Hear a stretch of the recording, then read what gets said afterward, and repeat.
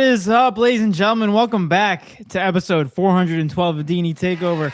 I'm your host, Yes, David, sir. and my co-host, Eric, and we are back better than ever on this lovely, I don't know if it's really that lovely, this freaking cold Monday night, dude. After that snowstorm.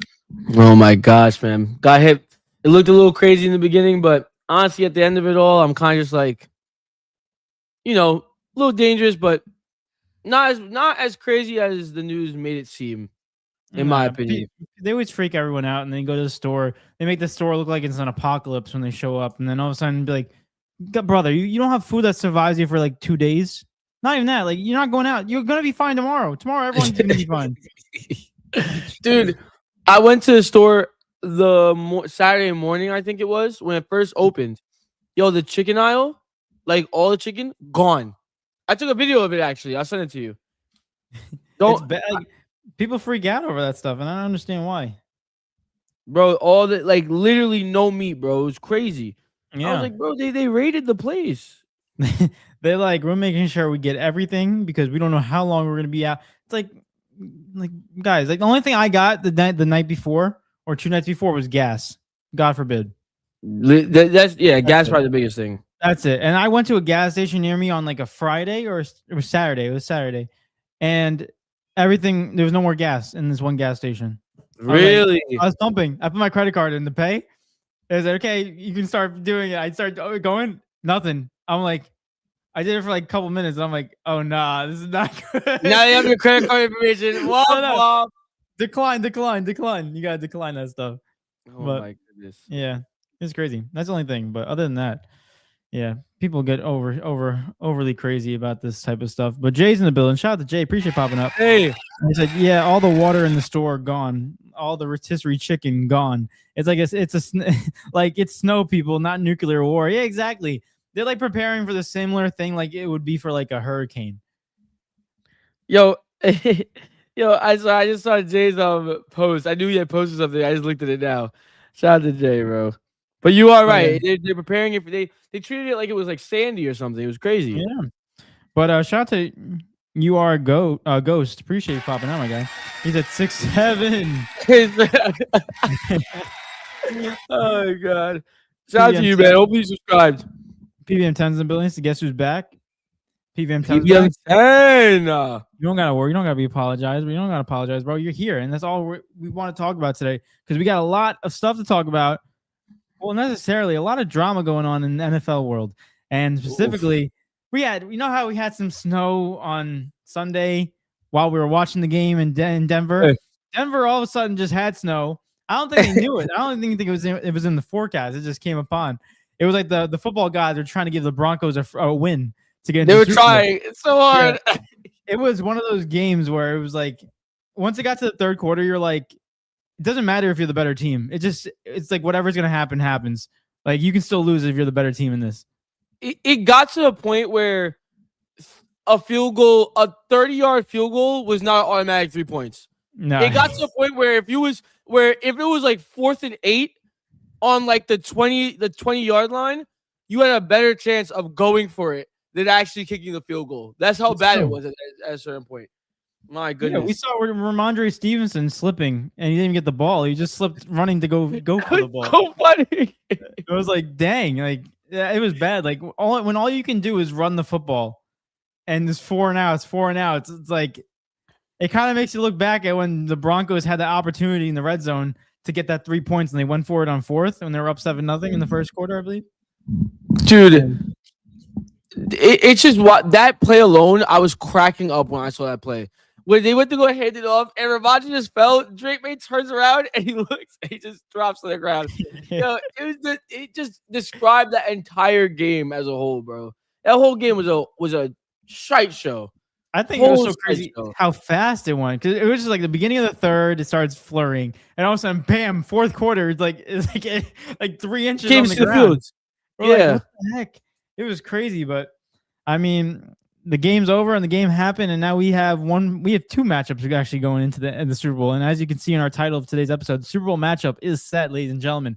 And we'll get into our predictions about it. Not too much because we still have Wednesday's show and we have a week because we got the Pro Bowl, which honestly we can talk about that. Actually, I want to bring that up real quick because I saw something that was like very, very weird. So, bro, every year these selections, bro. Yeah, you saw it too. I'm pretty sure because judging by what you're saying, Yeah. we really got Shador Sanders in the Pro Bowl. Like no disrespect, but I'm about to be disrespectful. Like the brother, he played what 6-7 games, no pun intended. Like he like realistically, what he started like what 7 games, 6 games. Bro, funny enough, me and my friend right before we got on the podcast, shout out to Ryan. We was talking about Shador Sanders being in the Pro Bowl, and if you look at his stats, right, you sit there and you're like, well, Mahomes is injured, Bo Nix is injured, Joe Burrow was injured at some point, Lamar Jackson was injured at some point, even though they all had better stats than him, but like at some point they was injured, so maybe we could push all those also aside, right? That's 5 quarterbacks, and still with the 5, even Daniel Jones was injured. I'll throw him in there as well. So many injuries. Even then, brother, there's a guy sitting right there that's like, how is he not even selected, bro? Trevor Lawrence. Trevor Lawrence. So Shador Sanders got selected over the Pro Bowl over Trevor Lawrence. Is he hurt? Am I like missing something? I want to pull up the Pro Bowl roster because I gotta see who made it and who didn't. Because if we're really putting Shador Sanders in, what are we like? This means nothing. Like this Pro Bowl selection, if you get selected to the Pro Bowl, doesn't mean nothing. I would have argued Cam Ward over Shador Sanders. If anything, you could. You really could. At least he played the full season. Like you were competing with Dylan Gabriel. How is Shador Sanders a Pro Bowler? Nah, this is crazy. This is so crazy. Yeah, this is basically just saying that we really don't care, and this is just it's just a fun. I mean, when you start playing freaking flag football as one of your games, it's kind of like, yeah, we really don't care. We're just having a fun time. It's more like it screams we need views, and we need you guys to watch this. Yeah, but no one watches it. Yeah, and but maybe no one's gonna watch it. You throw Shador in there, maybe the kids will want to watch it. Oh, Shador, perfect time, and you know what I'm saying. Whatever they be doing, I don't know. Oh, so they got rid of Drake May because of the fact that he's in the Super Bowl. Super Bowl makes sense. But they got Josh Allen and Justin Herbert as 2 quarterbacks, and now Shador Sanders as the 3rd quarterback. Is crazy. You could argue Tua can be in there, and he's thrown the most interceptions since the last 4 years. Like, let's be real. Why is it? Where can you send me the link that you're looking at right now so I can see it too? Yeah, this is a little older, so they don't have Shador updated. They still have the older roster. This is on NFL.com. I'm gonna send it to you real quick. I don't understand why it's not on ESPN. Yeah, I don't know. I had to look it up. But which doesn't make any sense because if we look at all the quarterbacks in the AFC, Drake May obviously he made it, but he's not playing because he's in the Super Bowl. Josh Allen made it. Tua had a better season than Shador. Justin Fields, Steelers. Aaron Rodgers had a better year than Shador. Like, bro, Trevor Lawrence not in this over Shador. That is insane, man. Yeah. What an insane thing. This man, I can't. I don't know, man. What better stats, Geno Smith or freaking Shador Sanders? Like, let's be real right now. What are we getting ourselves into? You can't make this up. Shador played 8 games. Oh God. Yo, Zay Flowers made the what? Imagine being a Pro Bowler and only playing 8 games. Hold the freaking phone. Wait a minute. I gotta double check this. Maybe. Yo, is Zay Flowers a Pro Bowler receiver? Yeah. Like for real? Yeah, he is. But there's no one else that should have been on board. Let me see. You could have. Oh my gosh! I mean, he's in the NFC, but you could have put Mac Jones in the.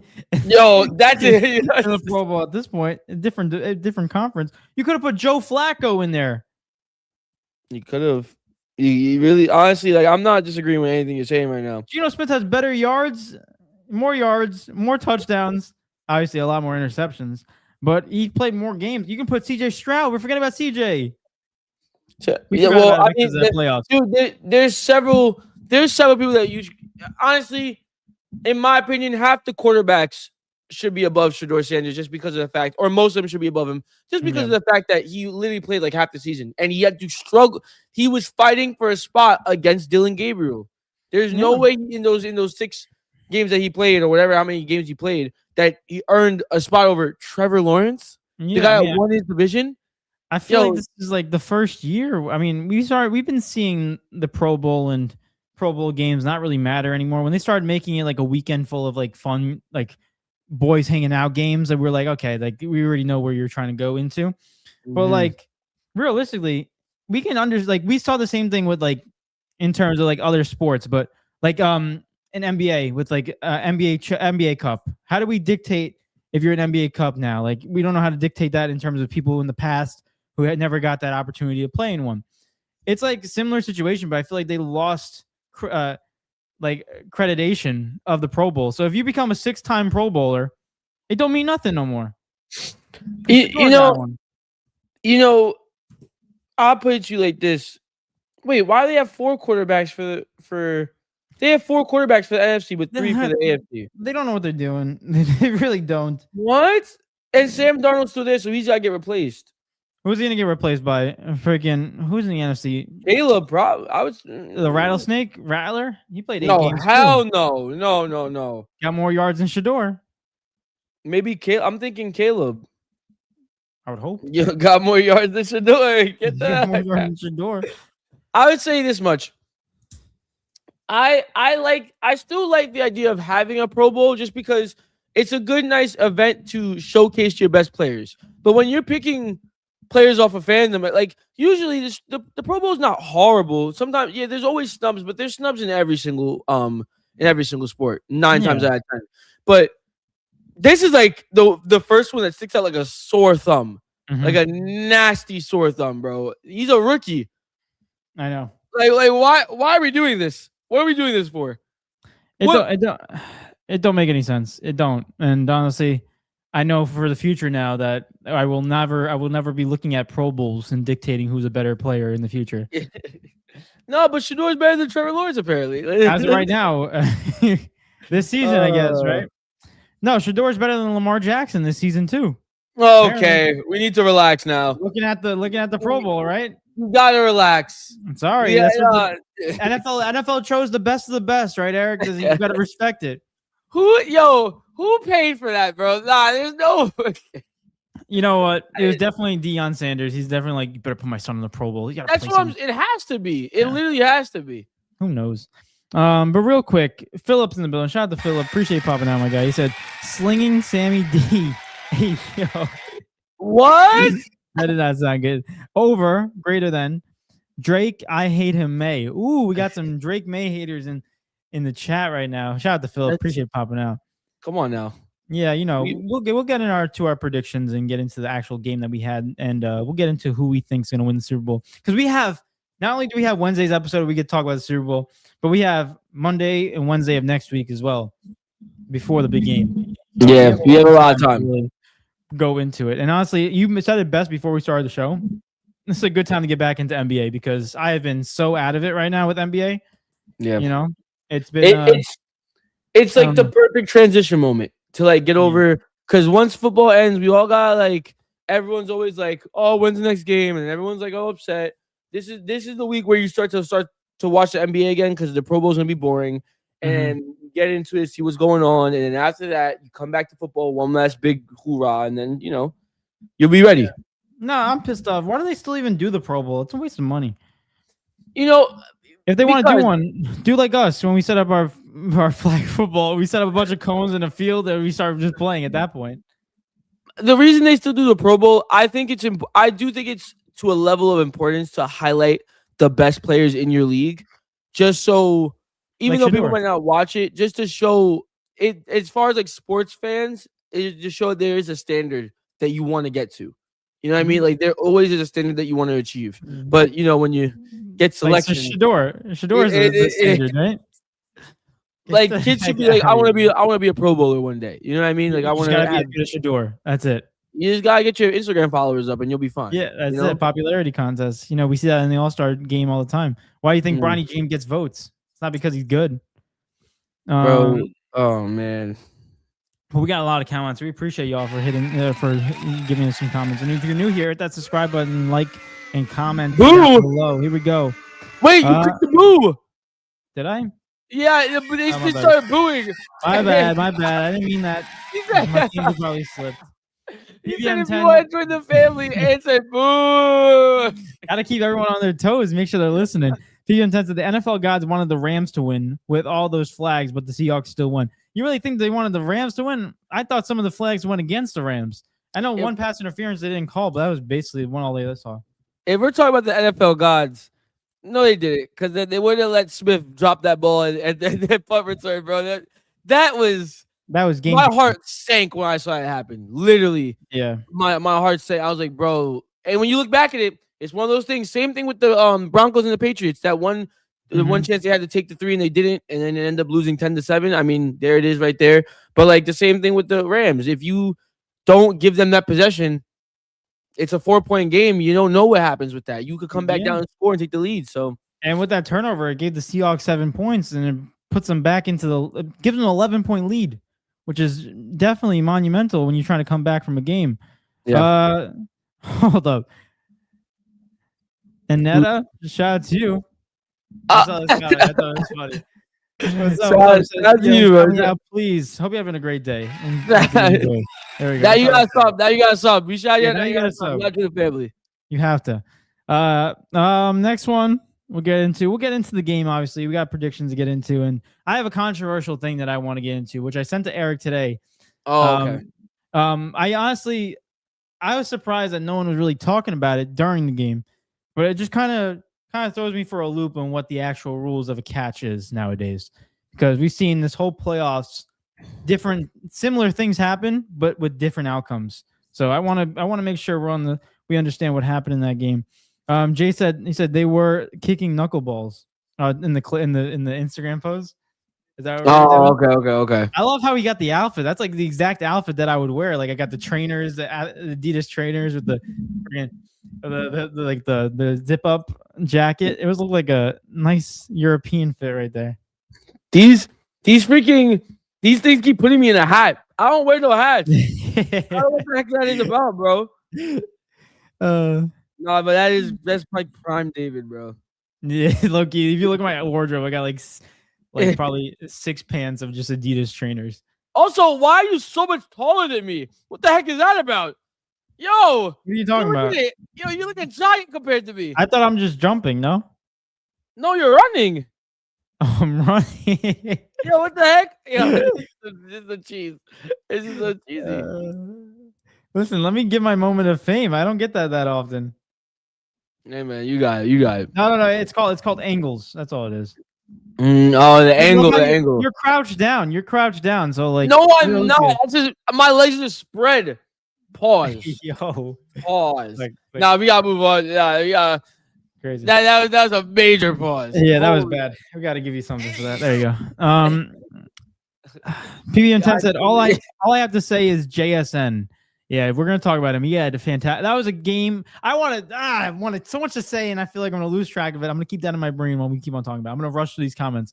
PB10 said Pats versus Seahawks. Give me the Seahawks. I agree with you on that. We'll get into it. Sammy D Super Bowl MVP. I'm calling it. Listen, if you're the quarterback, you have the best chance of winning one if you have a great game.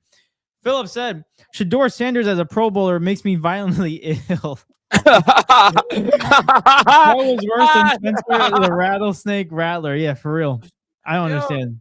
Me and Philip are in the same boat, bro. Why is a Browns player even... the only Browns player I'm thinking of, Myles Garrett, bro. Everyone else, stop it, bro. What are we talking about?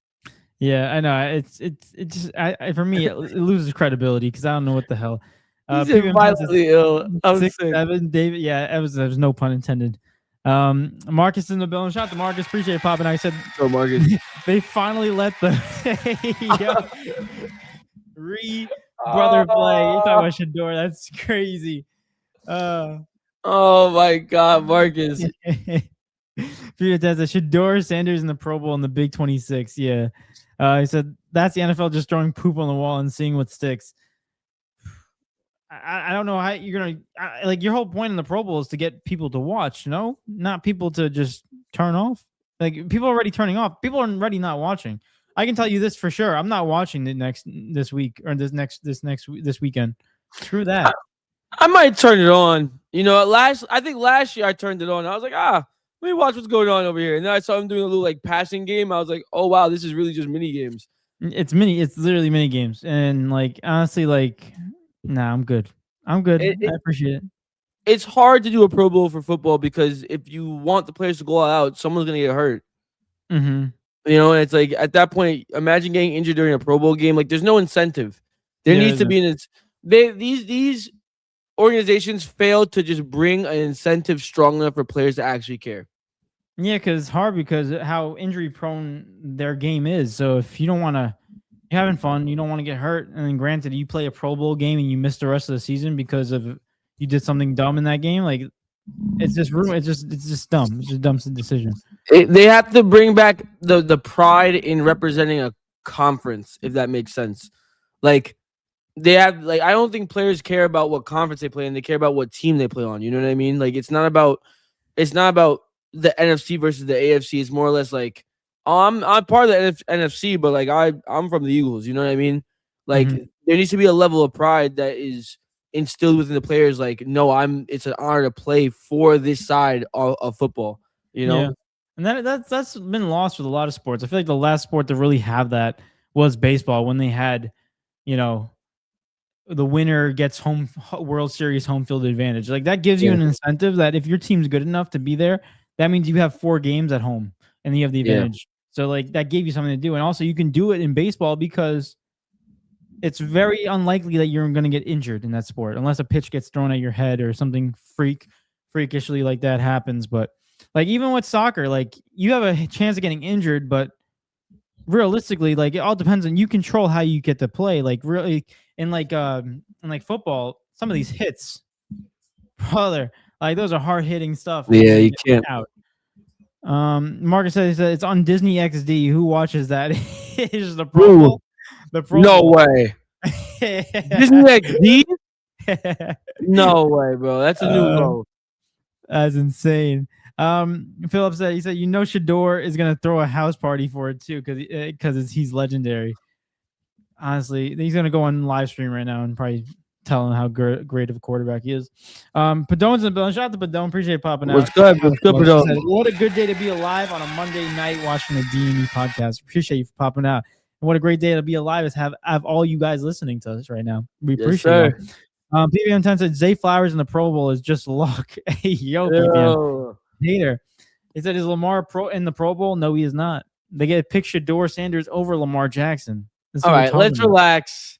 Let's not. Shador is not better than literally any other quarterback that could have been in that position. Shador has been so bad that he just barely beats Justin Fields in passing yards.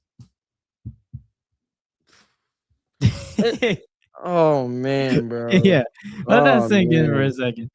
Oh man, yeah, that's something, bro. I just can't. I can't get past the fact that he was competing for a starting position. How did he end up becoming a Pro Bowler? This man couldn't be better than Dylan Gabriel. What are we doing? Yeah, I don't know. Aaron Rodgers in the building. Appreciate you popping on, Aaron. He said, I'm on a retreat that week, and everyone knows Aaron don't play flag football. Yeah, I understand. Listen, it is what it is. He said, Russell Wilson will take that spot. NFC, let's go. Let's ride. Yeah. Let's keep Russell Wilson wherever he is, bro. I mean, at this point, all you need to do is play 3 games, and you can apparently make the Pro Bowl. So he's in contention. Shout out to you, my guy. Appreciate you for popping out. Oh, it's good. It's a W. Thank you. W in the chat. Hit that like button, subscribe if you're new, y'all. If you're new, we're trying to grow our podcast. Hit that like button and subscribe. We appreciate y'all. And join the family. Aneta, we already shouted you out, but you didn't hit that subscribe button. It's all right. I'm not gonna be. Oh, Aneta. It's all right. Aneta, man. No, I'm not giving her. No, take the shout out back. No, rewind. Jay said my JSN 150. And a buddy from last episode that Eric wanted to call cheating was on point. Hold up, who said that? Yeah, that's true. Remember we had the prediction and you said JSN's gonna go off now. Wait, me? Yeah, because I gave my prediction. It was before I gave my prediction. The guy, someone said, I forgot who it was. Guys, chat, tell us who it actually was because I'm interested.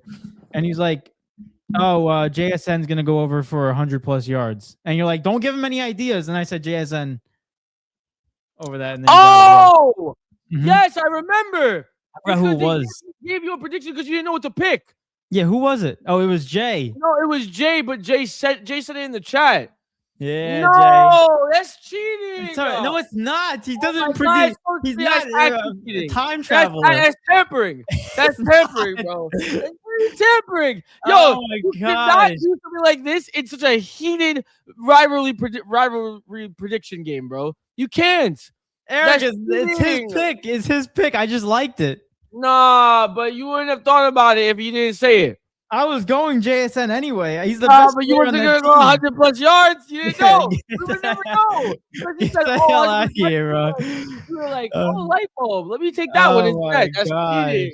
Tampering, bro. Whatever. Philip said Pro Bowl turned into the equivalent of Wii Sports Resort. Yeah, that was a fire game. I'm not gonna lie. That was a Wii fire Sports game. was lit. Yeah. What was The your favorite Wii- game on that? Actually, let me stop. Let me not get What, sidetracked. Wii Sports Resort or just Wii Sports in general? Wii Sports Resort. Everyone, comment down below. What was your favorite game on Wii Sports Resort right now? I don't Not Wii remember. Sports. Wii Sports Resort. There's a Wii difference. Sports Resort was fun, but I played more Wii Sports than I did a Resort. All right, so you give me. All right, there. Everyone comment their favorite Wii Sports game then, in Yeah. general. Resort, Wii whatever Sports- it is. Wii Sports was a bomb. Also, Deca Sports. I don't know if you ever played that. That was I didn't play that. fire too. What was your yeah. favorite one? What? Your favorite sport, bruh. Oh, my bad. question I literally just asked everybody. I thought you were asking the chat. I'm sorry. No, I wanted to ask you too. Like, I mean, on Wii Sports, I really like obviously baseball. No, tennis was top too. Those two. okay. What about you? On Wii Sports, no, it would probably be tennis was fun, but baseball was a little bit. I think baseball was more lit. And then for Wii Resorts, it was the lightsaber one. Basketball was fun too, but the lightsaber one was so fun. That one was so much fun. Yeah, I played. You know, it was also fire on the Wii. I'm bringing up old memories. I would have still had my Wii. My Wii was working until it said that there's Timed out. Yeah, like the color just faded and it just turned into like nothing. I couldn't see anything, and I'm like, what the heck? But the best games were on those, and this is probably gonna be controversial, but I don't care. Mario and Sonic in the Olympic Games. That was a top Wii game. I played it on the DS. Did you? Yes, that game on the DS was. I used to have my stylus like going like this against the thing to run. Oh my gosh, man! What a time to be alive! Oh my god, that was years ago. Yo, time was so much simpler. I used to wake up at 6 o'clock in the morning, be so energized to go play with the Wii, get a quick little 2-hour workout in with all that running I used to do. Dang, and now freaking wake up at 10, stay in my bed until 11. you're like, oh my back, oh my shoulders, like any free day you get, you sleep in. That's nowadays. Oh my god. Unless you got to go golfing, Eric, we got to take you golfing because we got to wake up at 7, go golf. Dude, I've never been on the range before. I'd embarrass myself. It's all right. I embarrassed myself too when I first started. What are you up to? PVM10 said I would rather watch the first ever human move than watch the Pro Bowl next week. Damn. Not wrong though. Philip said actually that might be insulting to Wii Sports Resort. Oh, he's talking about the wow, that's sick. That's so sickening. Marcus says, here's what I would do. Real tackle football. The winning players are allowed 8 weeks with performance enhancing drugs. Oh my god. That's the incentive needed. What? They do it already. Like they do it already. Why is Marcus so no, bro? That's crazy. I mean, that is an incentive. I mean, people are already doing it though. Like I remember hearing one guy in an interview saying that he would take shrooms at halftime. Like that's definitely not in the drug. It's not in the drug test. Yeah. Shrooms? Yo. Yeah, they're some of these linemen, these D tackles, they're crazy. Imagine they're just like crazy. shooting up some steroids right at halftime. They wouldn't be able. How are they gonna be able to tell? You go at halftime, no one's checking. You go use the steroids, simple, and then you come out, and then you're finished. Game over. I mean, yeah, well, they're gonna test you after the game unless you have a great performance. They might be like, "Excuse me, sir, we need some we need some urine." Oh my goodness. PVM10 said JSN doesn't need a hand, just give him one hand. Yeah, he doesn't need 2. He just needs 1. He's insane. Yeah, that was an insane catch. Marcus said he said 150 in a tutty. Yeah, and he got that, which is crazy to think. Jay said, and Eric had the same reaction. It's all right. Terrible. It's all right. It's all right. Terrible. It's not a big deal. It's really not a big deal. No. It is a massive deal. No, it's We not. are It didn't predict the tied. game. It's massive. I We'll need find out. to win this for myself. We'll find out in the So prediction I have game, an bro. excuse to buy myself a championship belt and hold it. I need it. Oh my god! Is that what's up for grab as a championship belt? Is that really what's up for grab? It's what I just want to buy one just to. I'm not. I don't want to buy one and give it to somebody else. I want. There, if right I want to here. buy a championship belt, nah, because that's only if you win. That's only if you win. You have to, Yes. but then I'm not buying it. Like you gotta buy it. And then We'll treat the belt like a divorced kid. Weekends we'll trade it back. just pass it around. Yeah, pass it around. Weekends we'll see you, Bro, you just whoever wins holds it, bro. Simple. That's true. I mean, I always wanted to put on a belt after this WWE. Those You are see what fire. I'm saying? Like, Those are oh my fire. gosh. I will give you that. Mario says Wii Sports Resort is too good. The Pro Bowl turned into Madden. Nah, Madden's even more fun than the Pro Bowl. Said Jay said I legit taped the remote to my baseball bat and played baseball. Yeah, people do that. Yeah, it's great. That's insane. playing Didn't they hip used to hop, have a bat or no? Am I tripping? No, I don't think so. They had Not the ones that I something. used to have. They had like a car. I know they had a wheel at one You point. know what was fire? Bowling. I forgot. Bowling was a top game too. Yeah, bowling's like a classic in my opinion. That's a game where you can get 4 people and we just It have gets- a good time. It gets competitive though. It gets Yeah. crazy. One time, my cousin he threw the remote and hit right above the TV and hit Kyle. I think did it. Kyle it went right above the TV, left his hands, and then we're like, "You got to put the strap on. You got to put the strap on." It was crazy. Had to be a sword game or a basketball. Dare do I say dog fighting? Yo, Michael Vick, calm down over there. Oh my goodness. He said, like with planes, not with dogs. Okay, there we go. Good job. Good job, Phil. He saved it. He saved it. He said we sports baseball was so tough. Everyone, I'm glad that we still remember these games. Yeah. Marcus says golf. I knew I would have to learn to play the game if I was going to be a lawyer. And to answer your follow-up, that you have in mind, no, it did not help me beat the old white guys. Yeah, it's gonna be a lot tougher. They've been training their whole life. Wii Sports Golf was mad fun too. All those games was lit. Yeah, they had a good run, and all of a sudden it just dropped, and all of a sudden everyone's like, "Ooh, we can play with buttons and console and hold it like this." Right? It's crazy. Console games was crazy. And then we came too late for that when they started making the Wii Unite, Wii U, whatever the hell it was, with that big freaking screen. It was like an iPad screen with like it was crazy. Now we got the Switch though. Like they're like that's Switch is good. Switch is fire. Switch is good. Yeah. But Switch can only be a couple of games that you can play. It's either like party games or Mario Kart. I feel like, in my opinion. Yeah, but like those games hold their own weight. Like they hold their weight, bro. Like Mario Party is fun. Yeah, you know that is fun. It is fun. Ophelia Hines in the building. Shout out to you. Appreciate you popping in. Hello. Thank you for popping in. People says, I like when the NFL posts videos that tracks the speed of players during a catch and run. Yeah, what was his number then? I don't know. I didn't see it. Aaron said, like Shaggy, it wasn't me taking the shrooms. It wasn't you, Aaron. I won't say who it was, but I know who it was, but it wasn't you. Marcus says, if you buy one, and if I ever catch you at a wrestling event, I'm hanging the person next to you. He said, my money in the bank, and I'm cashing it in. Yeah. No! Yo, imagine. Just start doing your own event. Imagine, ready? Oh my gosh. No, I'm afraid to D&E Takeover, money in the bank. Wait. No, but listen. I'm afraid to say this because, like, yo, don't steal my idea, guys. Please don't steal. Like, let me just off the dome, right? Go ahead. So you cash in. Yeah. I don't know how you cash in as far as that goes, but you cash in, yeah. And instead of an actual wrestling match, it's just a trivia of sports. Okay. And that's our cash in, bro. And if you don't win, you have to give the belt away. Oh, nah. That's good. I was thinking more of a Mr. Beast type of video where it would actually be a wrestling match and money in the bank. And like you get like 10 subscribers and like they all battle it out for the money in the bank. Oh my God. That's a Mr. Beast video. That's literally, but how do you make that safe if that's safe? You don't. That's the problem. They gotta sign something because we're not responsible. Yeah, they all start punching each other in the face. It gets wicked. Oh my god. What do you call it? PB10 said I showed my pet dog NFL logos and she chewed up the Cowboys logo. Granted, Nice. That's expected. So Michael Vick and said Nidus dogfighting is a top tier World War II game. Yo, what the heck? What does that even mean? I don't even want to capitalize on that.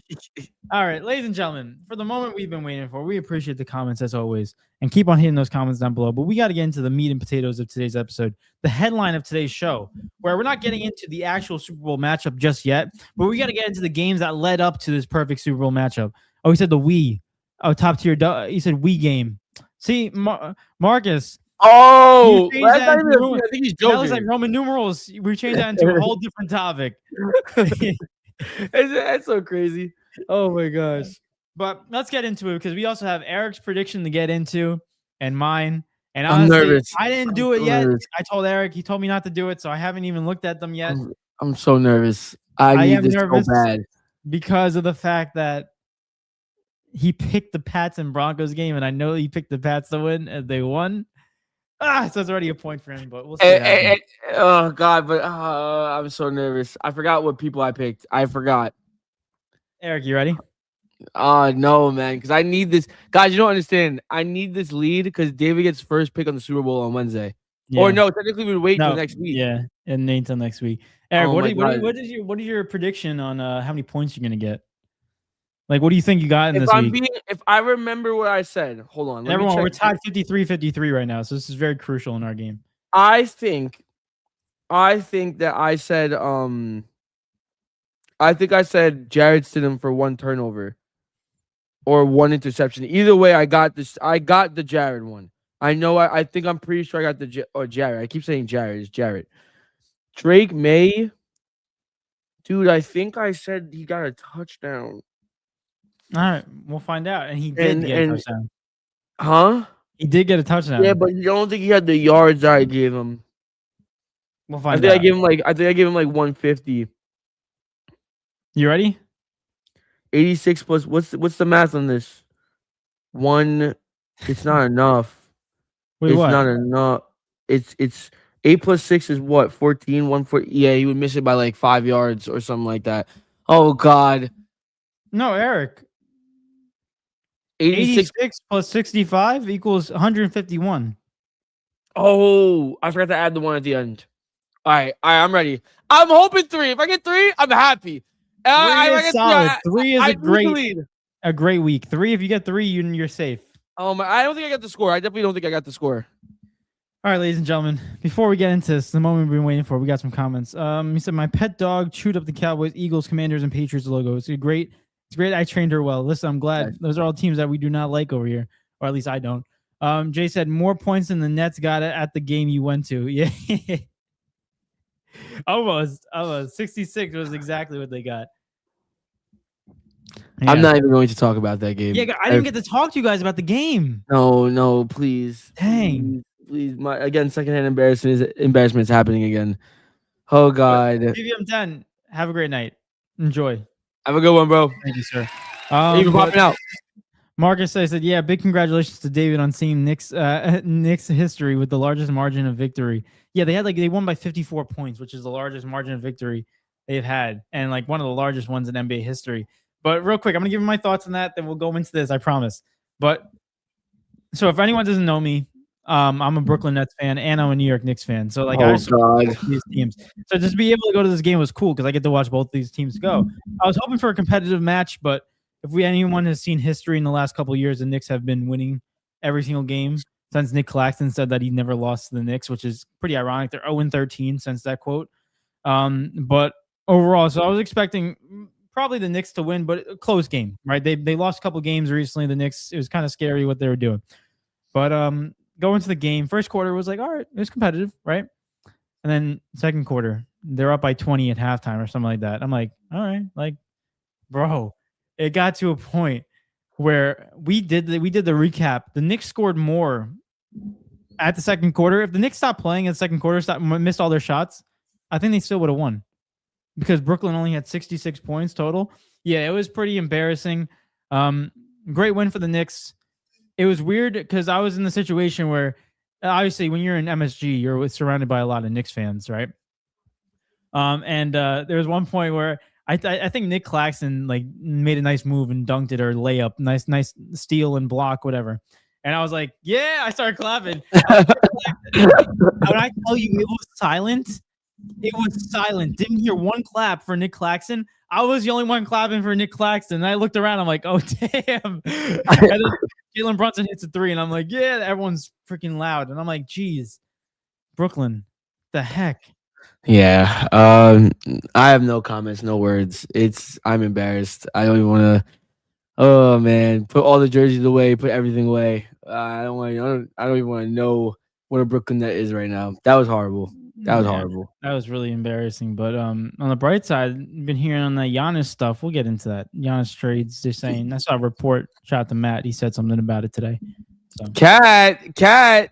Oh my God! Oh my God! Not Milwaukee. Not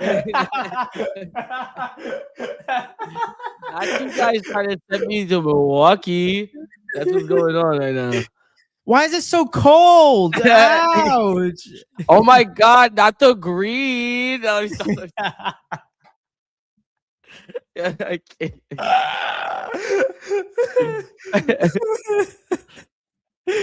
Damn, that's funny. Oh my God! I said, yeah, big friend of the show, Cam Thomas, with the big 5 points. Oh my God, dude will be in Europe soon.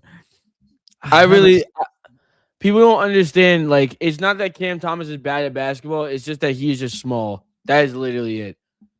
His height screws him so bad. If he's not dropping 40, it's like it just offsets because he has to drop 40 in order to be relevant on the team because he can't play defense. Imagine being too small at 6'2". That sucks. Crazy. Anyway, moment we've been waiting for, ladies and gentlemen. Let's address it. The NFL predictions, the elephant in the room. Right now, if anyone doesn't know, it's pretty competitive between me and Eric. We have one more week, disregarding this week right now. We got 2 weeks counting this one, but Super Bowl is going to decide this one because we are tied. Me and Eric have 53 points apiece. Going into this past weekend games where Eric had the first pick, so he picked the Patriots and the Broncos. It was crazy. Mark says, so was Muggsy. Said, but that dude was Space Jam legend. That was at a different time, though. A different time. The basketball was played differently. And plus, he can dunk. I never seen Cam Thomas dunk. Cam probably could dunk. It's different now because like the skill levels changed so much, and like the way like big men also couldn't shoot threes when Muggsy was playing. I also think it's crazy that Muggsy did freaking play because 5'5" ain't ridiculous. That's ridiculous. That's ridiculous. It is ridiculous. But like I could actually guard him and I can be tall. I'm taller than Muggsy, which is crazy. But Muggsy probably blow by you in like 2 seconds. Yeah, of course. Like, Muggsy was that, yo. You had to have something to you. You know what? I want to get Muggsy Bogues. I want to get Muggsy on this podcast because I would love to talk to him because he was one of those guys that I loved. Like I loved like watching, like not when I was growing up because obviously I didn't watch him, but like highlights of him because my dad really loved him because we're small. So like we saw, that's like, oh, Muggsy Bogues, and I'm like, yeah, like I like this guy. Like this is my type of guy in the NBA. Small, quick dude. The short kings, bro. Short king. That's why I want to dunk. I can touch rim. I'm like half Muggsy. But anyway, Patriots versus the Broncos, and this game was held in Denver, Mile High Stadium. So altitude is definitely going to be a factor with this. Patriots are playing their first away game in this postseason. A lot of stuff going around it. Broncos are playing without Bo Nix. What's going to happen? Well, we talked about the game. Guaranteed Patriots win. Eric said Patriots are going to win 21-10. Okay. The score was not that high, but Patriots still. I don't even know if I say they escaped because I don't even think the Broncos. They had a chance to tie it, but Patriots escaped, in my opinion. I think they did escape. Like it's like they escaped, but you know the other team also sucked. So pick your poison at that point. Yeah, and also the conditions did not make it better. But Eric gets a point for the team, however, not the score. So that gives you 1 point. Okay. So you still got 3. You got 2 other points up in the air right now. Which you're elongating it. You're killing me right now. I gotta make it because it's anticipation. First one Eric had with the Broncos with he said he picked Jarrett Stidham. He actually picked RJ Harvey. No. He said RJ Harvey 50 plus total yards, and he made that. He got 59, so you get the point for that. Yes! Oh my God. Okay, lock in. I'm reading this for the first time too, so I'm like annoyed right now. Oh. So come on. You're guaranteed 55 points, which is nice. It's huge. It's huge because you missed 2 already. So that means I'm guaranteed the tie. Going Super Bowl. That's true. Yeah, I know you picked the Rams.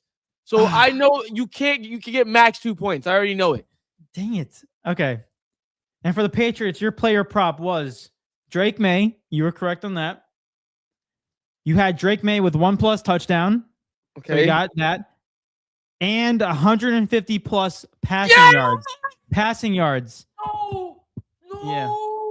Yeah. So no point for you. It brings your total up to 55. Going to Super Bowl week. You have to be joking. I know. I once I saw that, I'm like, I got to make sure. It says passing yards here. That stinks. And honestly, Eric, if it wasn't for the weather, that could have easily been done. Because they stopped throwing the ball in that third, fourth quarter. They were just running it.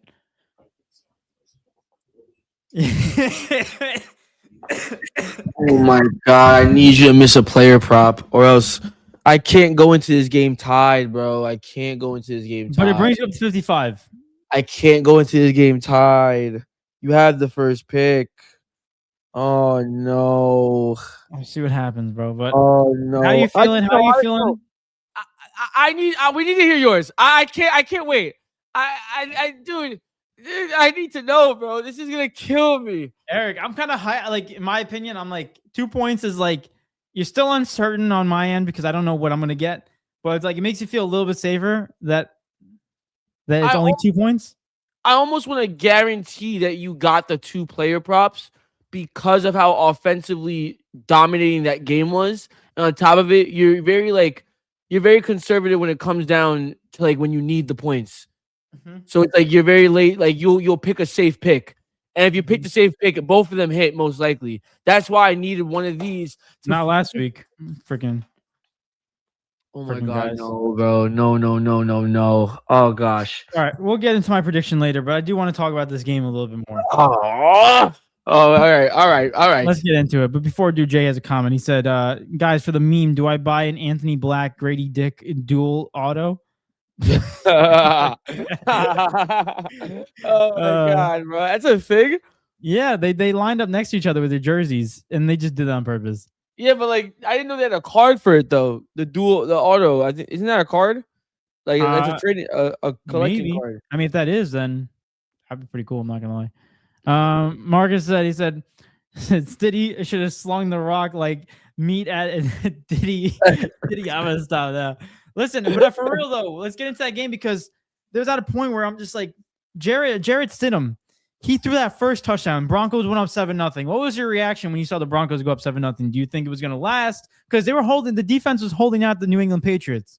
So I saw it and I was like, okay, like it got me excited. I'm not gonna sit here and act like I'm not gonna sit here and act like I didn't look at that touchdown. I was like, wait a minute, he might have a little something in him. I don't know. We'll see.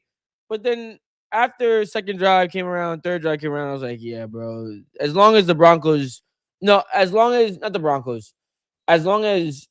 Patriots just get a score on the board, which eventually they were going to regardless, it wasn't going to matter. And on top of it, I knew it was clipped the moment. I know you're probably going to talk about it, but like I'm just being honest like about my reaction. I knew it was a clip the moment they went for it, and they didn't take the 10. Because at that point, I should have took the points. 100%. There's different. This whole playoffs, everyone has been fourth down, freaking horny. Like everyone loves going to, dude. Everyone loves going for it. It's true though. It's true. It's been crazy. But like, listen, what was it? 4th and 2 or 4th and 1? One of the two things. It was 4th and 3, I believe. I'm gonna double check for you on that. It was. I don't think it was 4th. I think it was 4th and like 2 or 3. I don't think it was 1. 6. It was 4th and 6. 4th. Bro. Wait, no, wrong one. No, I don't think it was 4th and 6. I'm sorry, this is the wrong play. This is the beginning of the. Yeah, they were up 7-0 at the time. Yeah, it was 7-zip. It was 4th and 1. 4th and 1. And they threw it instead of running it. See, it's gotta be no disrespect to Sean Payton. It's gotta be one of the worst calls in the playoffs so far. Mm-hmm. One of the worst play calls in the playoffs so far. Like, bro, you're up 7-zip on the Patriots. Your defense shut them out. You're about to get you charge down the field again, right? For the sake of momentum, like you have to understand the game. You have a backup quarterback that did not play for you this season, basically, right? To keep the confidence high on offense, to be like, wait, we can score, wait, we can put pressure on them, wait, we can actually win this game. Take the points.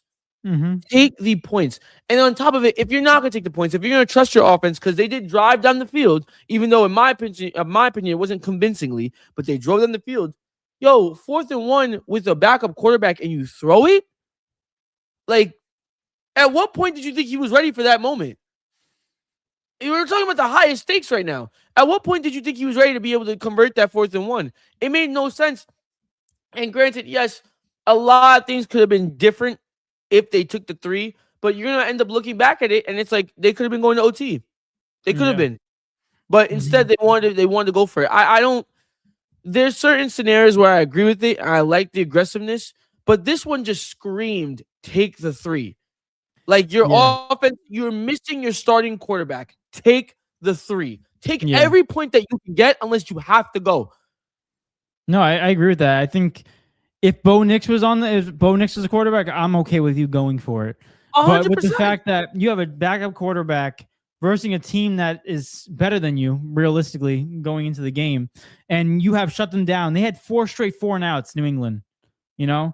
Like, you're telling me they're going to do that for the rest of the game is kind of unpredictable. You take as many points as you get. Make it a 2-possession game where a touchdown doesn't make it a tie no more.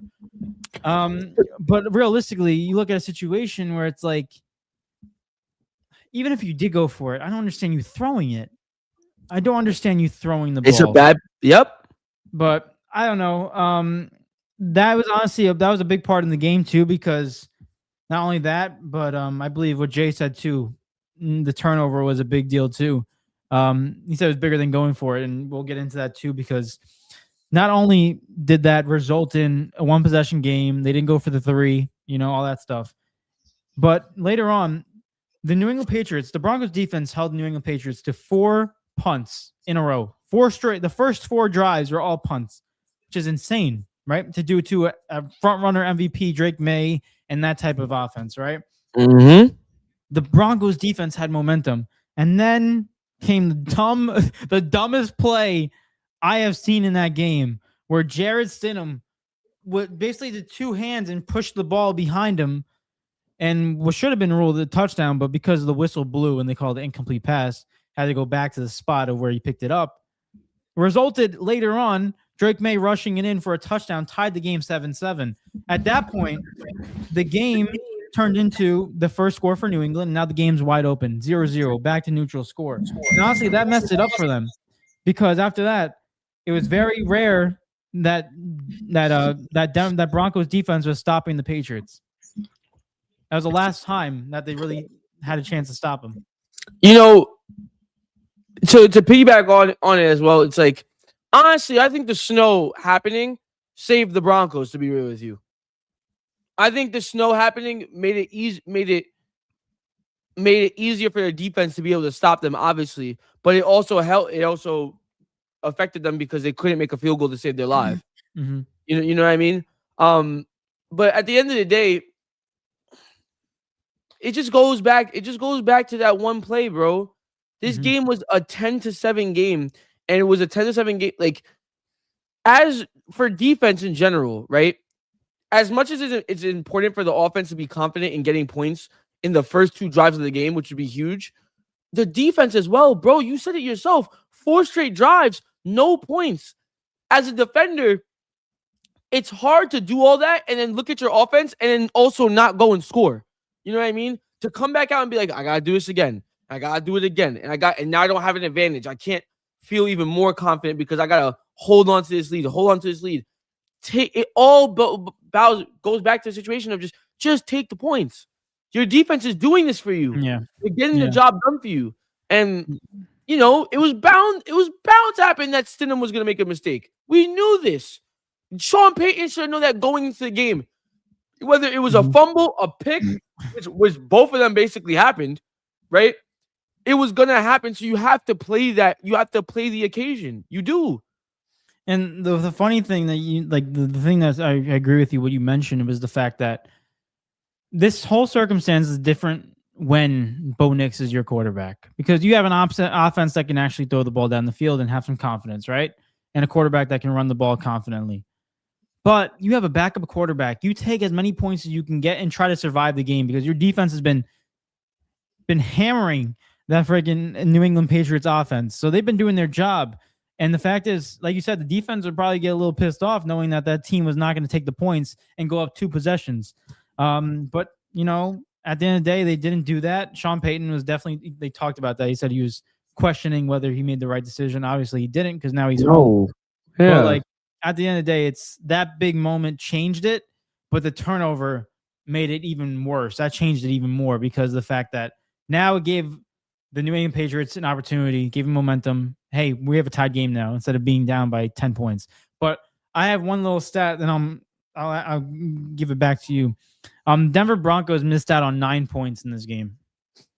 Between 2 missed field goals and that 4th and 1 drive where they turned it over on downs, which should have been 3 points. That was 9 points they put up on the board. You look at the score, that's 16-10 you're looking at. And even if you give the New England Patriots that missed field goal that they had, you're looking at 16-13.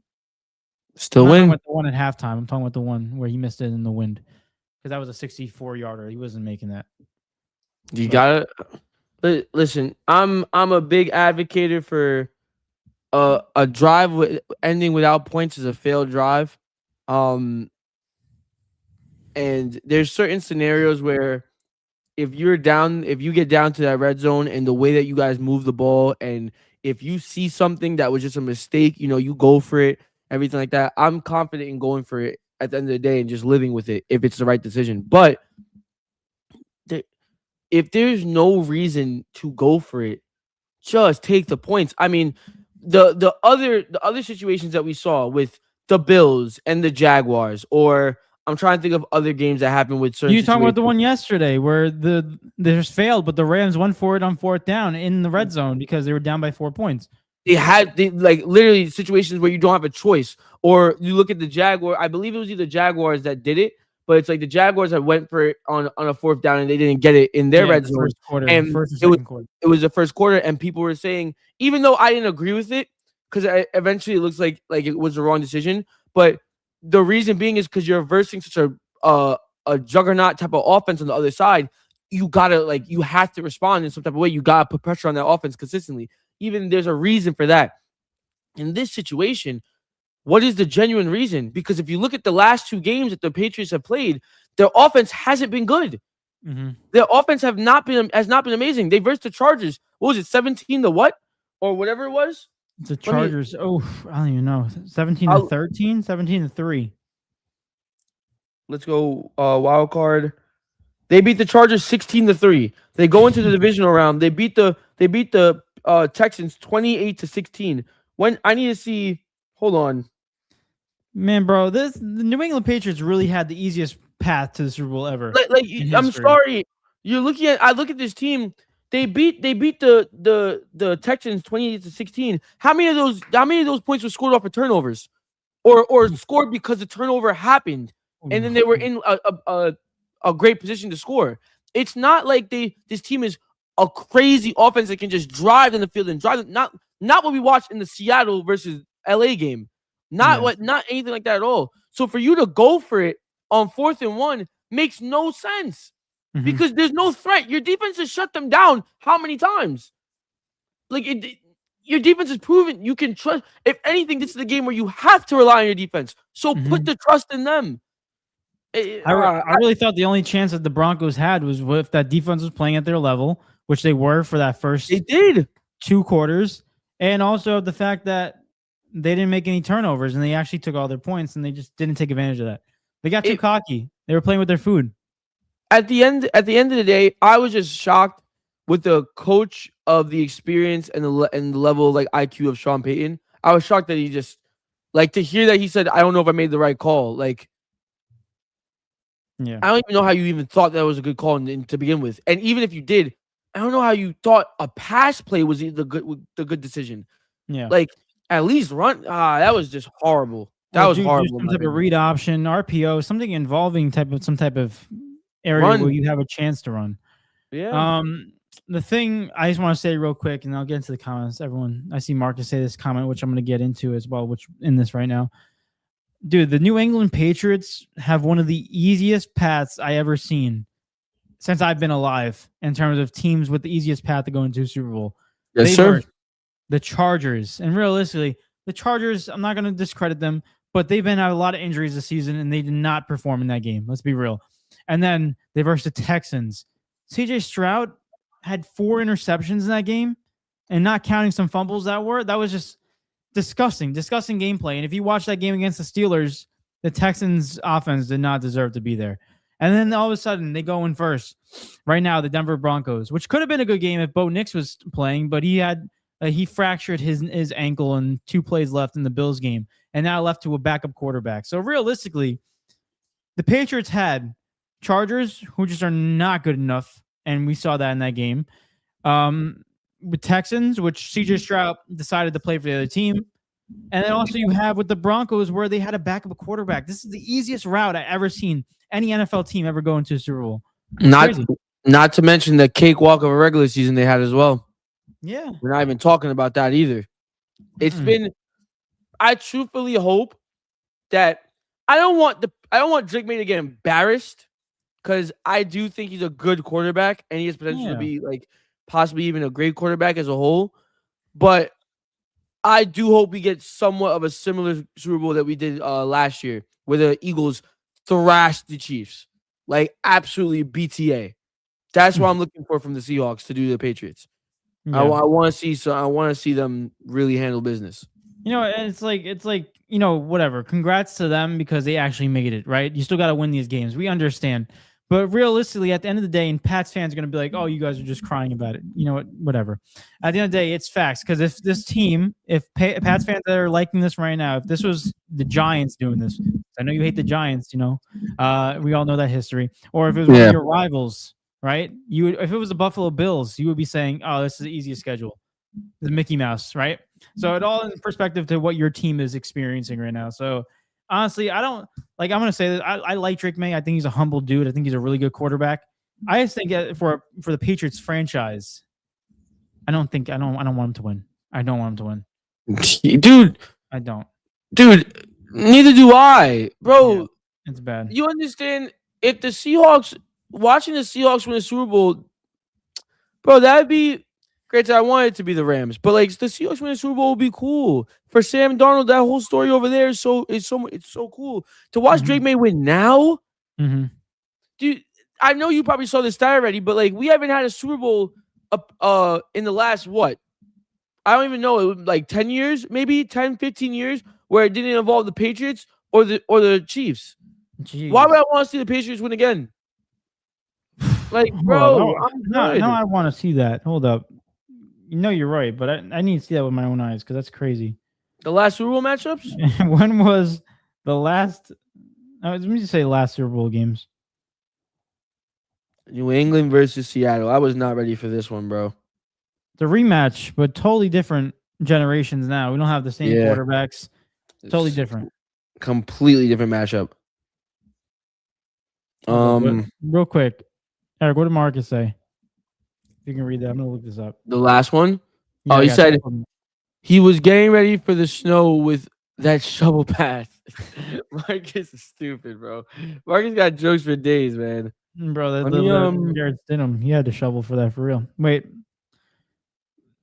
Oh, they gave me the number 1. Damn, I don't want that far. All right, we got it. I just got it, but go ahead. Oh, sorry. You want to read yours? Yeah. Here you go. So I'm starting from 2025. Okay. I'm just gonna say which team, which one was there, right? I'm gonna go backwards. KC last year, KC. Oh no, it hasn't. No, whoever did it. No, because the Rams versus the Bengals. The Rams versus the Bengals was the only year that was 2022, and then the year before that it's KC, New England. Then you go back Denver versus Carolina, and that was in 2016, 10 years ago. Damn. So there's only in the last 10 years there's only been one Super Bowl where there hasn't been a New England Patriots versus Chiefs or New England or Chiefs, if that makes sense. If you want to go back even further, the one before that is New England, but then it's pretty much it after that. Where's somewhere? Oh no, KC versus they versus Tampa Bay. I don't know why I thought it was New England. Tom Brady, you always associate him with New England. That's crazy. One time in the last 10 years is insane. But Marcus said Mickey Mouse as Super Bowl run. For real. Yeah. No doubt. They get one of the easiest schedules in the regular season. God bless you. And they go home field advantage, and they go and they verse these teams that just unfortunate for them, especially the Broncos, because we could be seeing a Broncos and Seahawks Super Bowl, which that'd be nice to see too. Jay said Diggs didn't have a good game, but congrats to him going 4 quarters without choking a woman or getting one pregnant. Hey! Shout out to Diggs. Appreciate you. Dude, Stephon Diggs and Drake May made a Super Bowl before Josh Allen. Dude, I'm giving up on Josh Allen, man. I'm throwing in the towel. I have to. I don't know what to say because I saw a stat, which I think you sent it or somebody sent it in the chat. But it was saying from the 2018 draft, and we'll get into that game, but one quarterback made the Super Bowl out of all the quarterbacks that got drafted. It was Baker Mayfield first overall, Sam Darnold 3rd, and then it went Josh Allen 7th or something like that, and Lamar Jackson 32, and I'm missing some other quarterback who was drafted. I'll look it up. 2018 was it Jordan Love? Someone like that. But it was crazy because this is the first quarterback in that draft, and that draft was stacked with quarterbacks, with superstar quarterbacks, with Lamar and Josh Allen. And the fact is that Sam Darnold made the Super Bowl spot before those players is insane. Baker, Sam Darnold, Josh Allen, Josh Rosen, but that doesn't really matter. Hold on. Lamar Jackson. Who else? Let me see. I'm scrolling through. I hope I'm not skipping because I'm going pretty fast. Kyle Lalu. Who the heck is that guy? I feel like there is one more. I think you're correct. I'm just looking. Mike White was in this draft class. Hey, legend. Oh my god. Luke Falk. I don't know who that is. That sounds like it's Tanner Lee. I don't know who that is either. There you go. We're with the low list right now. Yeah, this is the low list. I thought there was one like sleeper at the end. I thought so too, but even still, you got 2 MVPs on that board, and Sam Darnold is the one who made the first Super Bowl out of all of them. Crazy. Yeah. But Marcus says, please go over the schedule for the Pats fans. One of the 3 losses was the Raiders, for Christ's sakes. Yeah, let's get into that. That was week 1. I'm just grabbing my charger. Go ahead, though. Yeah, they lost to the Raiders 20-13. And then they beat the Dolphins. They lost to the Steelers, who were at that point they were tied 1-1, so they both were above 500. So they started off the season 1-3. They beat the Panthers, beat the Bills, which is a good, respectable win. They beat the Saints. They beat the Titans, Browns, Falcons, Buccaneers, Jets, Bengals. Bengals without Joe Burrow. I was going to say that. They beat the Giants, Ravens, Jets, and then Dolphins again. They beat the Ravens without. They was injured, I think, that game. Yeah, Lamar was out of that game, and you guys barely won. So no, Lamar did play, but I think he got injured that game. So it was either he got injured or he was coming back from injury. One of the two. Yeah, he got injured that game.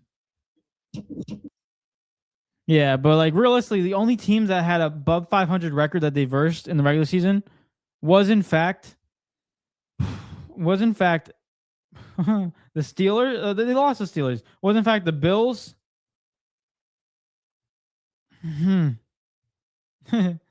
the Ravens have a winning? No, they didn't. Did they have a winning record?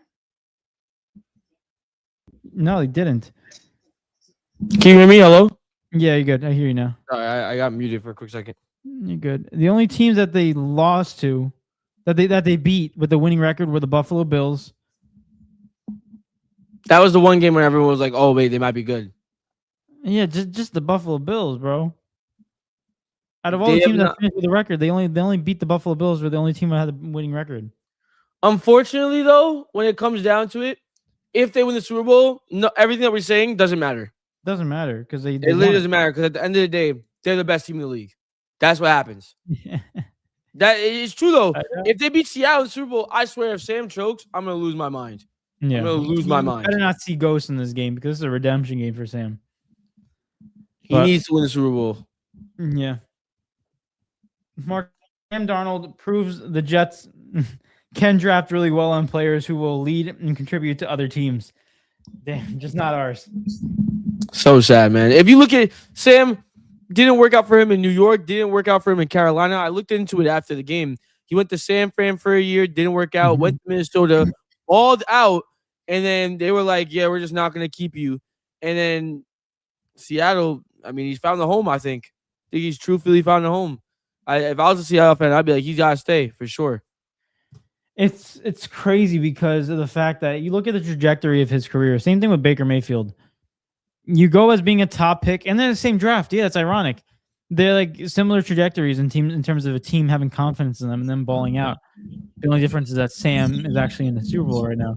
But like, if you look at the situation, shout out to Kevin O'Neal. Saying his name right? I think it's Kevin O'Connell. Sorry, Yeah. Kevin O'Connell. Sorry. Shout out to Kevin O'Connell, the Vikings head coach, for taking a chance on Sam Darnold to be your quarterback because he was a backup in San Fran. He saw something. He said, "You know what? We can go out." And shout out to Sam for delivering with that. And he became one of the top quarterbacks, top 10 quarterback in the NFL on the Vikings. Done by the Vikings for not keeping him. But then he went to the Seahawks, and now he's got a Super Bowl appearance. So crazy. Yeah, it's truthfully a really good comeback story, and I do hope he completes it at the end. For real. And at the end of the day, I know. Our group chat's not gonna like this, but they always talk about the Jets, and like, oh, the Jets, blah blah blah. We got a year, right? When the regular season starts, this is our year.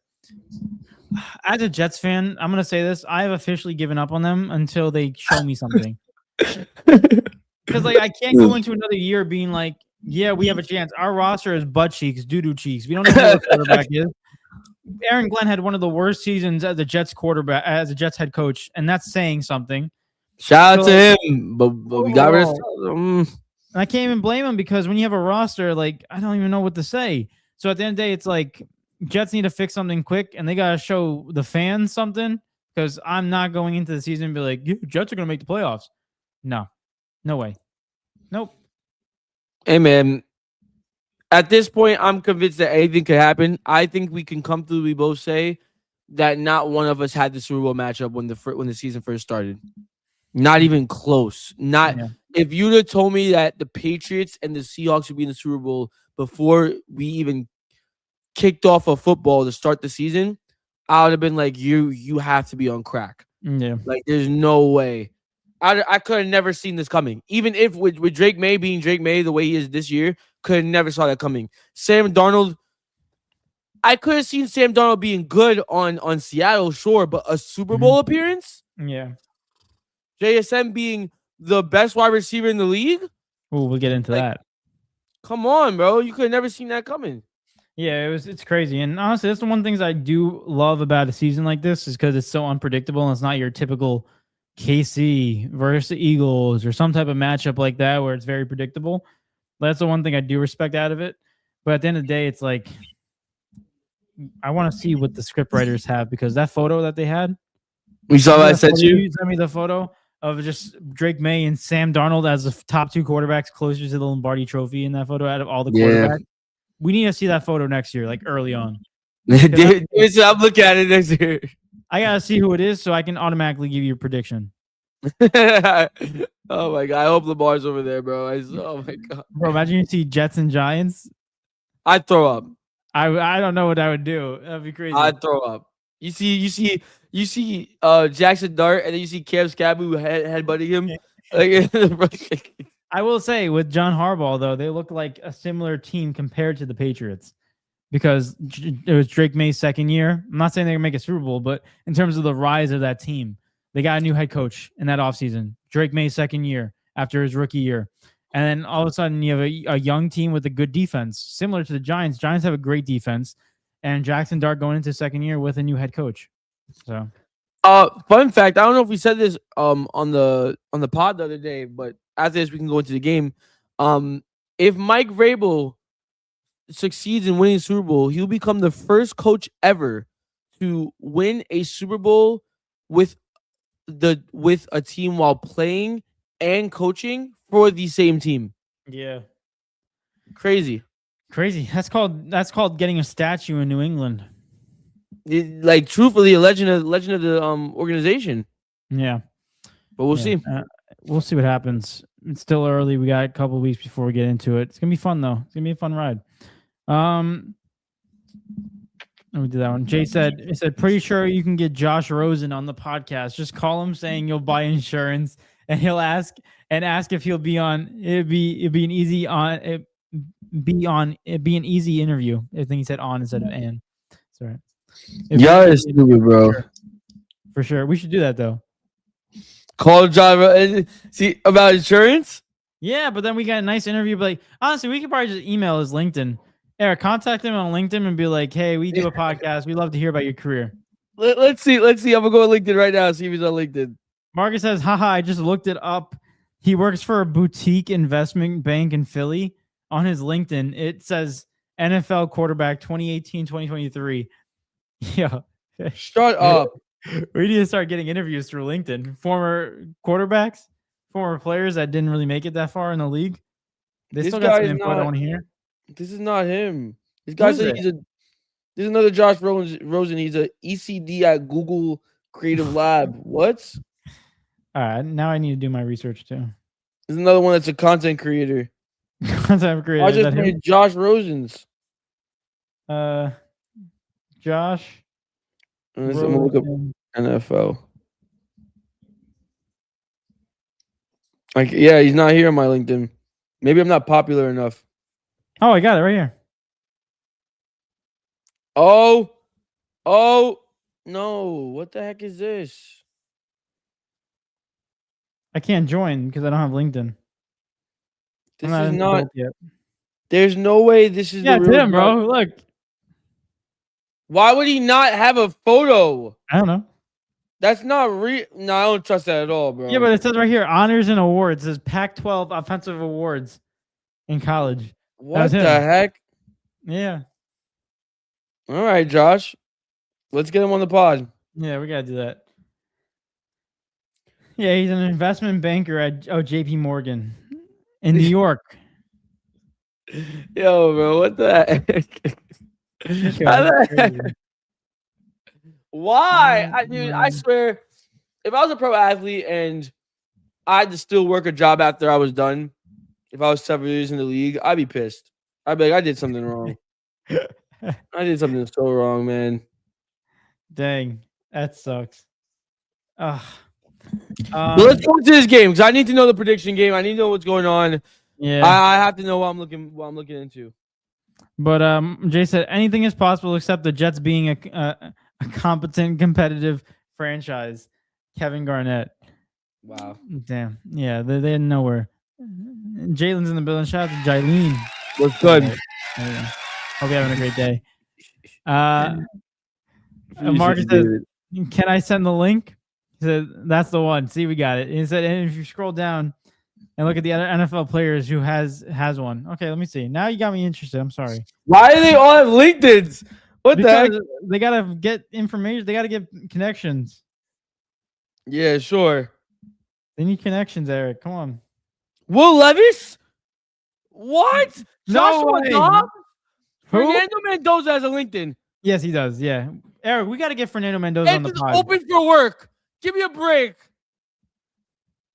Eric, we got to get Fernando. I'm telling you, he's the one interview that like is hot right now. That he's like a big name that we could get on the podcast. Dude, Kevin Durant has a freaking LinkedIn. What the actual heck?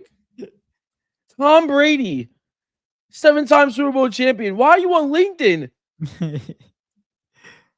Yo, give me a job. What are we talking about? We gotta get Fernando Mendoza on the podcast. I'm writing that down right now. Fernando Mendoza, I'm gonna message him on LinkedIn. He doesn't run it, bro. He definitely doesn't run it. He doesn't, but like realistically, like out of every like college player that we can get on the podcast, I feel like he is the best shot. He's so nice that even if we get rejected, it would somehow still feel like, oh, that's cool. If we got Fernando Mendoza, bro, what the? Like Fernando Mendoza, bro, you're so cool. I think, nah, bro. I followed him on LinkedIn, so we'll see. Yeah, Eric, step 1 complete. I'll send a little like, hello, my name's Eric Hines and I do a podcast. Like, yeah, like here's our information if you want to check it out. Blah blah blah. What do you call it? Let's get into it though. We're an hour and 21 minutes. Oh, go ahead. He sent it back. He sent it back. No, that wasn't him, guy. That wasn't him. He followed you, Eric. He followed you. Oh, imagine he did. And he's like, imagine he messages me. He's like, I want to be on your podcast. I'm like, oh, Fernando. Okay, let's get it going. Actually, Fernando Rodriguez is actually Fernando Mendoza this whole time. Dad. Oh my god. That'd be so funny. He said, turn it into some IG stories. How many likes to get you on our podcast? You have to tag him though.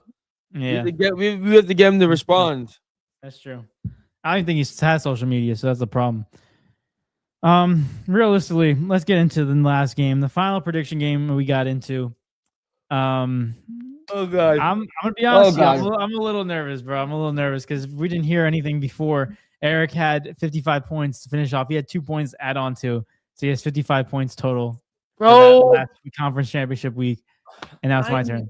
I know you got 2, bro. I know you got 2. If you don't get 2, I'll actually you guys will see me scream and jump for joy. But I know he got 2, bro. Okay, well, I'm like I said, I haven't looked at it yet, so this would be a live reaction as well. And also, guys, real quick, almost an hour and 30. Love y'all. Appreciate it. Hit that like button, subscribe if you're new. Let's get into it. 53 points for me. Eric has 55. I'm gonna do the suspenseful thing as well because I think it's fun. Oh my god, there's no way unless you pick someone else. There's no way. In the Rams versus Seahawks game, NFC Championship game in Seattle, I predicted that the Rams were going to win 31-28, and the Seahawks actually won 31-27. Oh my gosh. That was so close to having a 4-point turnaround if the Rams would have won. So I did not get a point for either the team or the score, which is painful because now the only chance I have is to tie Eric. Let's get into the player props, shall we? Oh my god! Say it. It's just, guys. I don't know what's the point of hoping because he either picks Sam Darnold, JSN, Puka Nacua, or Matthew Stafford. They all had nuclear games. Mm-hmm. That's my problem. So it's like, man, even my camera knows. My camera knows. Oh goodness! I'll wait for your camera. Oh, he wants to see my reaction. He wants to see me sad. No, I don't even know what happened. Oh my god! Here we go. Let's get into it. First one up, I had was JSN over 65 plus total yards, and JSN he delivered. He had 153. Right. Let's freaking go, baby! Bull. Let's get it. 65 yards. Let's get it. What are you talking about? Yeah, but realistically, if we look at that, last week I had JSN 70 plus receiving yards, and he had 19. Oh, 65. Oh. So I get a point. I can breathe a little bit, but I'm still not done. And then the last one was Puka Nacua, 70 plus total yards. Puka had just 165 just receiving by itself. And then he had 4 yards rushing, 169 total. Let's freaking go, baby. Let's go. We're still alive. Tied 55-55, 2 points. Whew. I'm a little like I'm still upset that I didn't get the 3 points, but we're okay with the tide. 55-55 going into the Super Bowl week. Dude. Whew. That was nice. I'm trying to breathe. That was nice. I'm trying to breathe. I'm trying to breathe. Oh man, man. We can't not be tied. Why would we tie each other in the Super Bowl? What is that? Have you ever even thought about that? I don't know, man. I was up 5. Oh my god, we're tied and you going. Oh my god, your first pick. I'm gonna have to pick the crumbs of whatever you pick. Oh my god, it's not looking good, guys. We'll see what happens, bro. It's not looking good at all. But It's not looking good at all.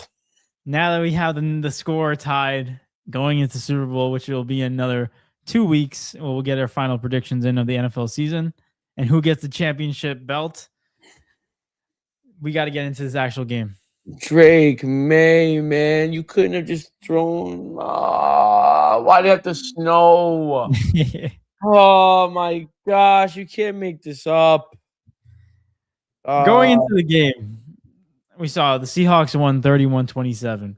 Shout out to the Seahawks. Shout out to Sam Darnold making the first ever Super Bowl for them. For him.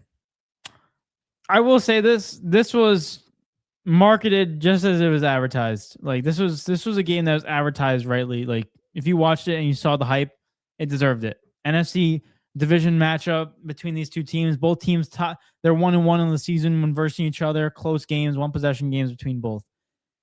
Same game. Literally same vibes. 4 points separated these two. One possession game with Rams potentially taking the lead and having the Seattle Seahawks come down and win this game. I just want to say one quick thought, and then I'll pass it over to you in the form of a question. Mm-hmm. It's tough to say who had the better game, Sam Darnold or Matthew Stafford, or even Puka or JSN, because they both had similar games. Like this is damn near mirror images of each other. Like you look at Sam Darnold, 346 passing yards, 3 touchdowns. Matthew Stafford, 374 passing yards, 3 touchdowns. Puka Nacua, 169 total yards and a touchdown. JSN, 53 receiving yards and a touchdown. Like you couldn't make up a better stat line or a better matchup storyline for these two teams, both quarterback wise and receiver wise. Realistically, I have just one thing to say about this. I think this messed up the whole game. Was that punt return drop? That drop punt return by I think Xavier Smith. Correct me if I'm wrong. I believe it was Xavier Smith. That cost him the game. And it was. Down. And we always say that it was him. Yeah. Oh, thank you. It always goes down. We always say it always goes down to whoever makes a mistake first. And honestly, that was the epitome of this game because they looked like both teams were gonna go out gunslinging, and whoever flinched first was gonna lose. And that was the Rams with a crucial mistake, giving the Seahawks the ball in the red zone, and for them to go up 11 points in the third quarter. So realistically, I think if you look at a game that had that didn't have a lot of mistakes, like there's not a lot of games I can look at and be like, yeah, that's the reason why you lost. And I feel like this game I can. Like that's the reason why the Rams lost. You know? I don't know. Deliberately like that because it felt as if these offense couldn't be stopped. That's what it felt like.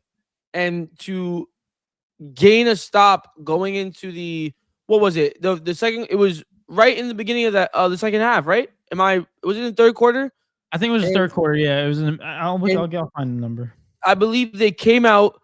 They got a stop because Seahawks had the ball first, and it was a huge stop for them. And they got the ball, and they was probably going to come down charging and get the touchdown. But the guy folded.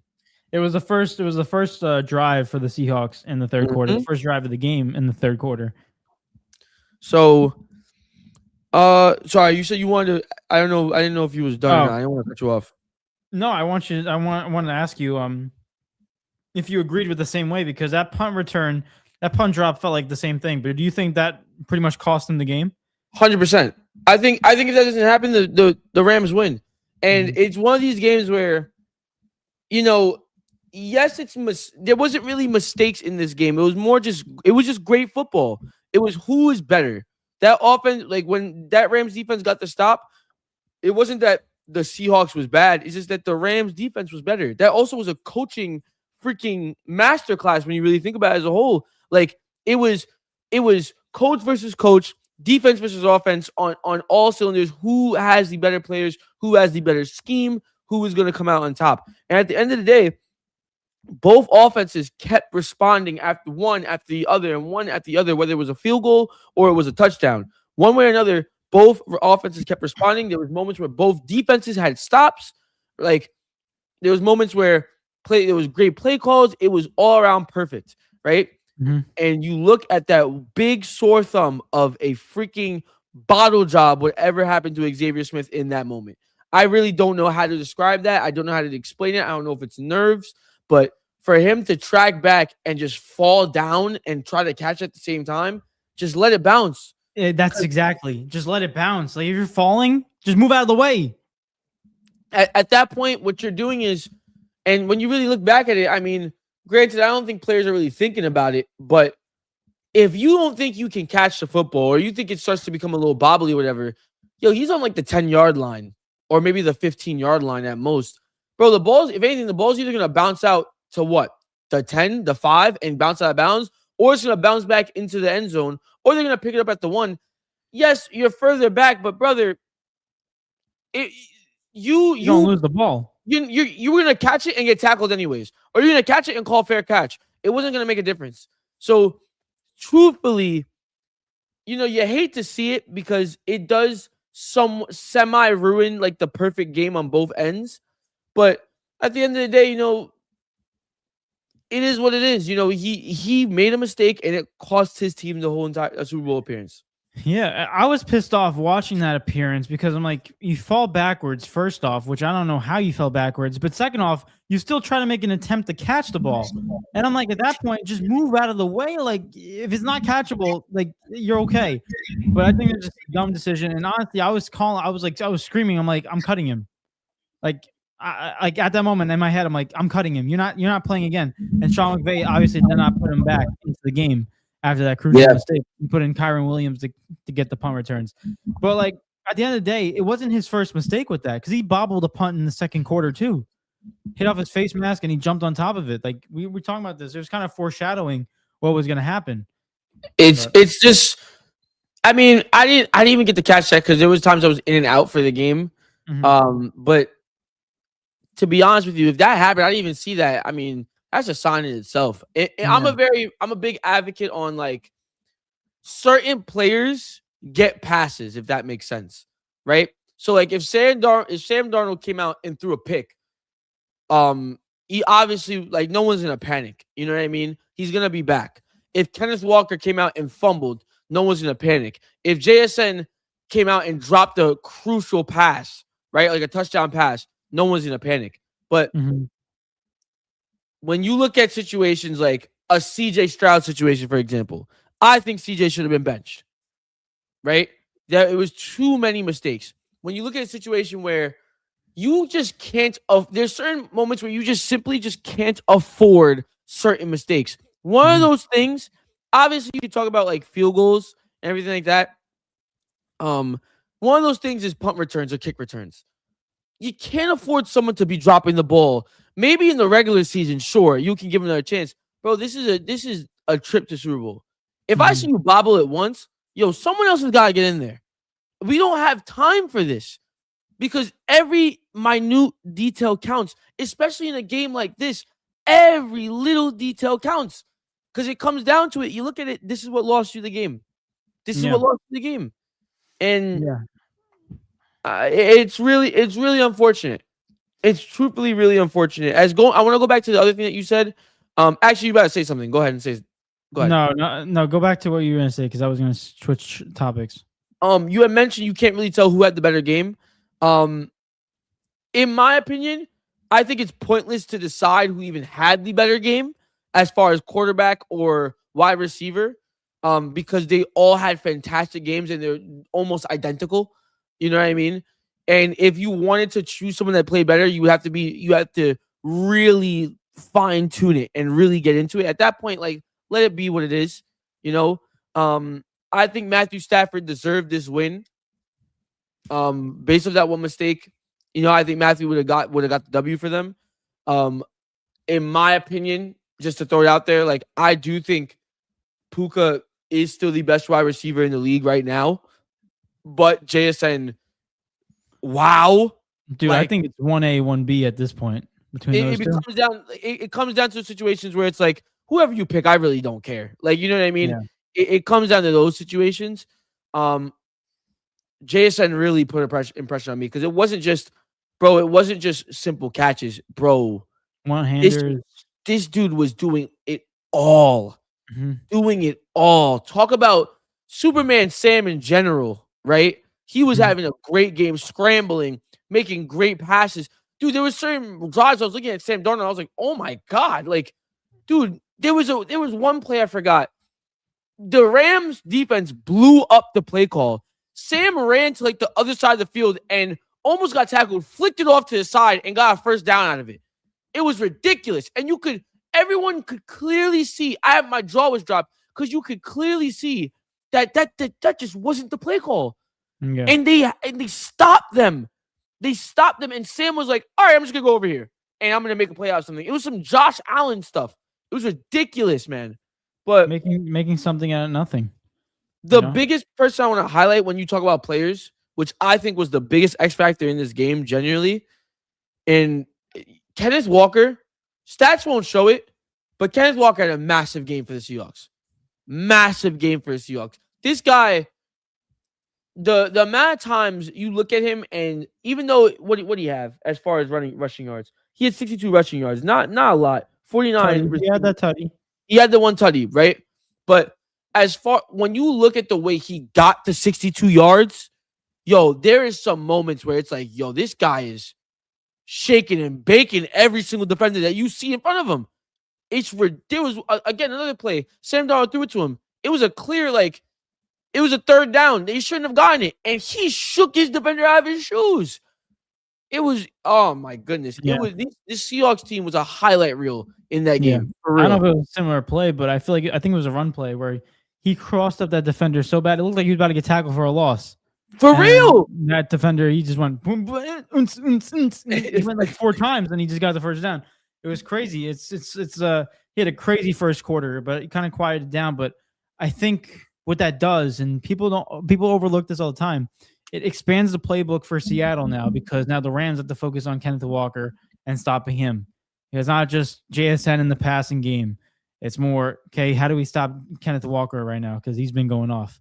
So, and again, I know we're dragging this along, or I'm sorry, I'm dragging it along. No, but like, good. I just have to highlight it, just more or less the passion aspect of it, like how amazing this game was and how amazing these two teams are, bro. To give credit to this Rams defense, dude.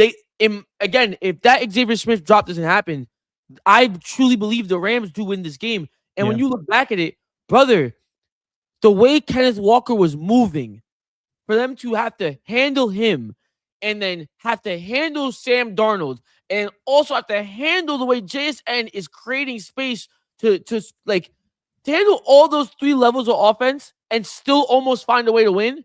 Oh my goodness, bro. Yeah. It just goes to show how amazing this team was as well. It was amazing. This one deserved to be the Super Bowl. Like, in terms of like just fun, exciting game. This was a good game. A great game.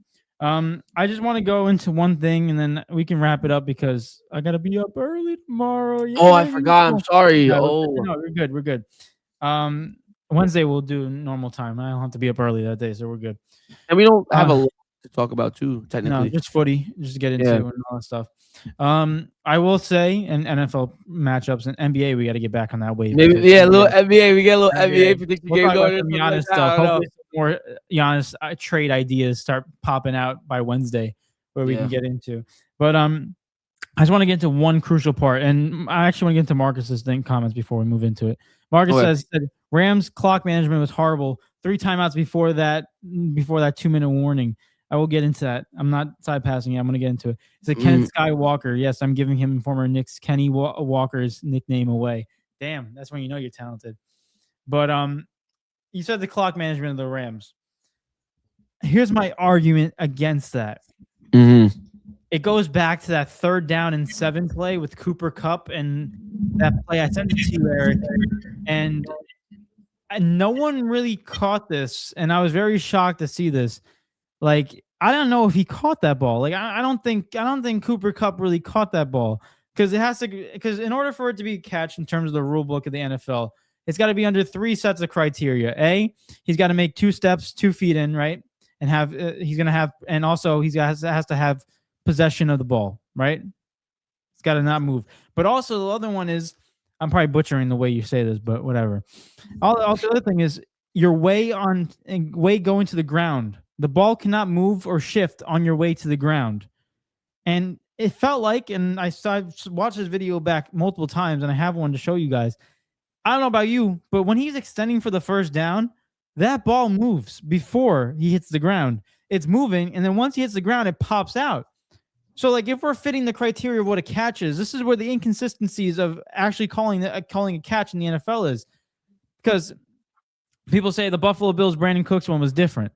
But, like, in terms of the criteria, he went to the ground and the defender did extracurricular stuff on the ground. Like, if we're really saying that. So, like, and then the Devontae Adams one against the Bears where he got the ball ripped out and they called him down. Like, I just don't understand what is a catch based off of this NFL playoffs. And it made me more confused because what people weren't suggesting, and it goes back to the clock management because that turned into Sean McVay's second timeout because he wanted them to review it because he didn't want to put a challenge out. He wanted them to review it. So he gave some extra time for the booth to really get into it, but they didn't really give a crap, it seemed like, because they did not really check into it. They were checking more to see if it was a first down more than if it was a catch or not, which I was very shocked to see. But I feel like we need more explanation on what a catch is in the NFL because the lack of the inconsistency that these refs are doing and calling what a catch is and not, it's kind of ruining the momentum of the game. Because that game, if they call it incomplete pass, Cooper Kupp, the Seattle team is punting it on 4th down, and they have 3 minutes left for the Rams with 1 timeout. That's a big deal. I love that you brought that up because when you sent me the video and you made me think, it made me want to look back at it. I actually think the clock I'm going to challenge you, Marcus. I think the clock management of the Rams was actually good. I think when you look at it, I think the first initial timeout, I think they wanted to burn all 3 timeouts before the 2-minute warning, hoping that their defense would get a stop and trusting that the defense would get a stop. Because if they did, I would have trusted Matthew Stafford to run back down the field and do a bunch of hurry-up offense plays and get into the end zone the way that offense was moving. That's what I would have trusted to happen, right? Because they was able – I remember, oh, my gosh, I don't know when this happened, but oh, my goodness. I think it was the touchdown right after the Xavier Smith fumble to Bobo. The after the Seahawks scored off of that turnover, the Rams got the ball back, and I'm pretty sure within 4 plays scored a touchdown. Like they drove down the field in literally just 4 plays, 4 or 5 max, and scored a touchdown. It was 1. It was one play. Are you talking about the Rams going down? Yeah, the Rams. Oh, I'm talking about the Rams. Yeah, my bad. Yeah. Like right after that touchdown, it was they came right back at and they punched them. It was 4 plays. 4 plays and they scored a touchdown. I think what they was looking at was the fact of we take this timeout, we get the stop, and if we get the stop, there's 3 minutes left, 2 minutes left. We'll get 1 2-minute warning, and after that, we're going to trust Matthew Stafford to take us to the promised land. That's what I think was happening. Now, on top of that, I don't think Sean McVay made the wrong decision, right? I don't want to put him in that light. I think it was a tough decision regardless.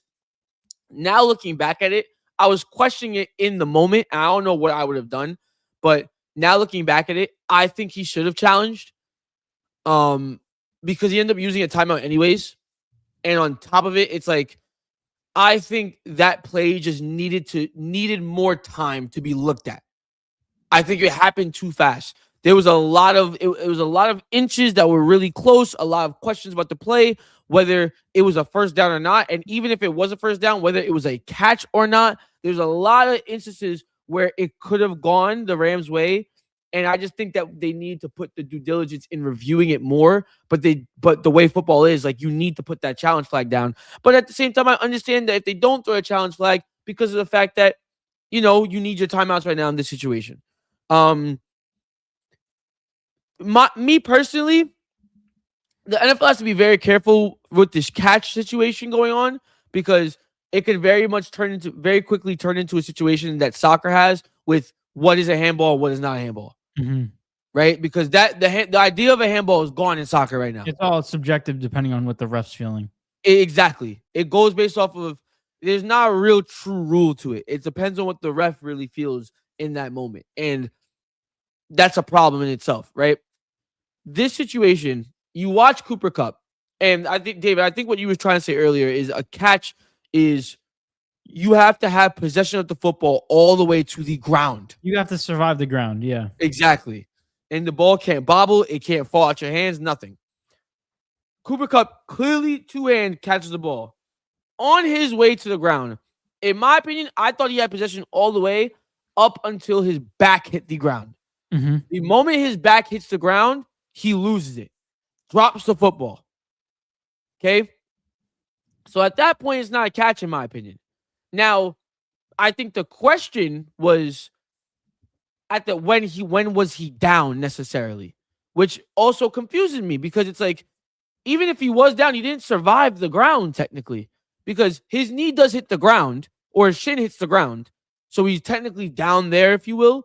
But then when he rolls back on his back, he drops the football. So it's like, there's many times we've seen incomplete passes where they just bobble it because they didn't survive the ground.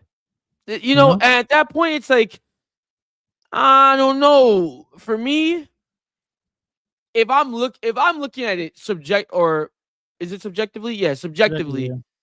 And I'm not thinking about any rules, and I'm just playing football. In my opinion, that's not a catch. Like, if we was playing in the backyard, we wouldn't count that as a catch. I think we look at it from that perspective, yeah, it's not a catch. But in the rule aspect, I honestly don't even know. Because, like, yes, he's down, but he doesn't survive the ground. And the rule is, like, you have to survive it all the way through, and he doesn't. Now, secondly, I have the video if you want to see. Before we go into it, I want to go into the first down situation. Secondly, see, again, this is why I would have thrown the challenge flag. If it's not even that, challenge the fact that you got the first down. Because, dude, even when he extends, then you have the question, right? You have to question the idea of when he was down. Because if they're going to use the excuse of he was down for the catch, when he was down, I don't know if the ball crosses or touches the yellow line or crosses the line. So if we're going to go off of that, it's one or the other, essentially, is what I'm saying. So it all happened way too quick for them not to challenge. I would have thrown a challenge flag, because at that point, I don't think I have anything to lose. And I think that's a huge, huge moment in the game. You might as well die on that hill. You know what I mean? Trust your defense to get a stop. Use that one more timeout. Trust defense to get 2 more stops. You at least hit the 2-minute. You have one more timeout in the 2-minute warning. You gotta get a stop. It wouldn't. I think I would have went for it. So, yeah. It was definitely one of those things where I think the NFL has to go back and really deem what they think that definition is and really utilize it. But I have the video of the catch because I was really watching it in replay over and over again. Don't mind the guy who's putting this. He said the NFL is mocking you. I don't know what the description of that is. Just disregard that. But people are just going to be upset about it. But yeah, everyone's going to be irritated. They're going to show a better clip. Don't worry. Next one. He doesn't have possession there. He doesn't. The ball's moving. The ball's out. Even a little bit before he hits, the ball moves. And the ball's out.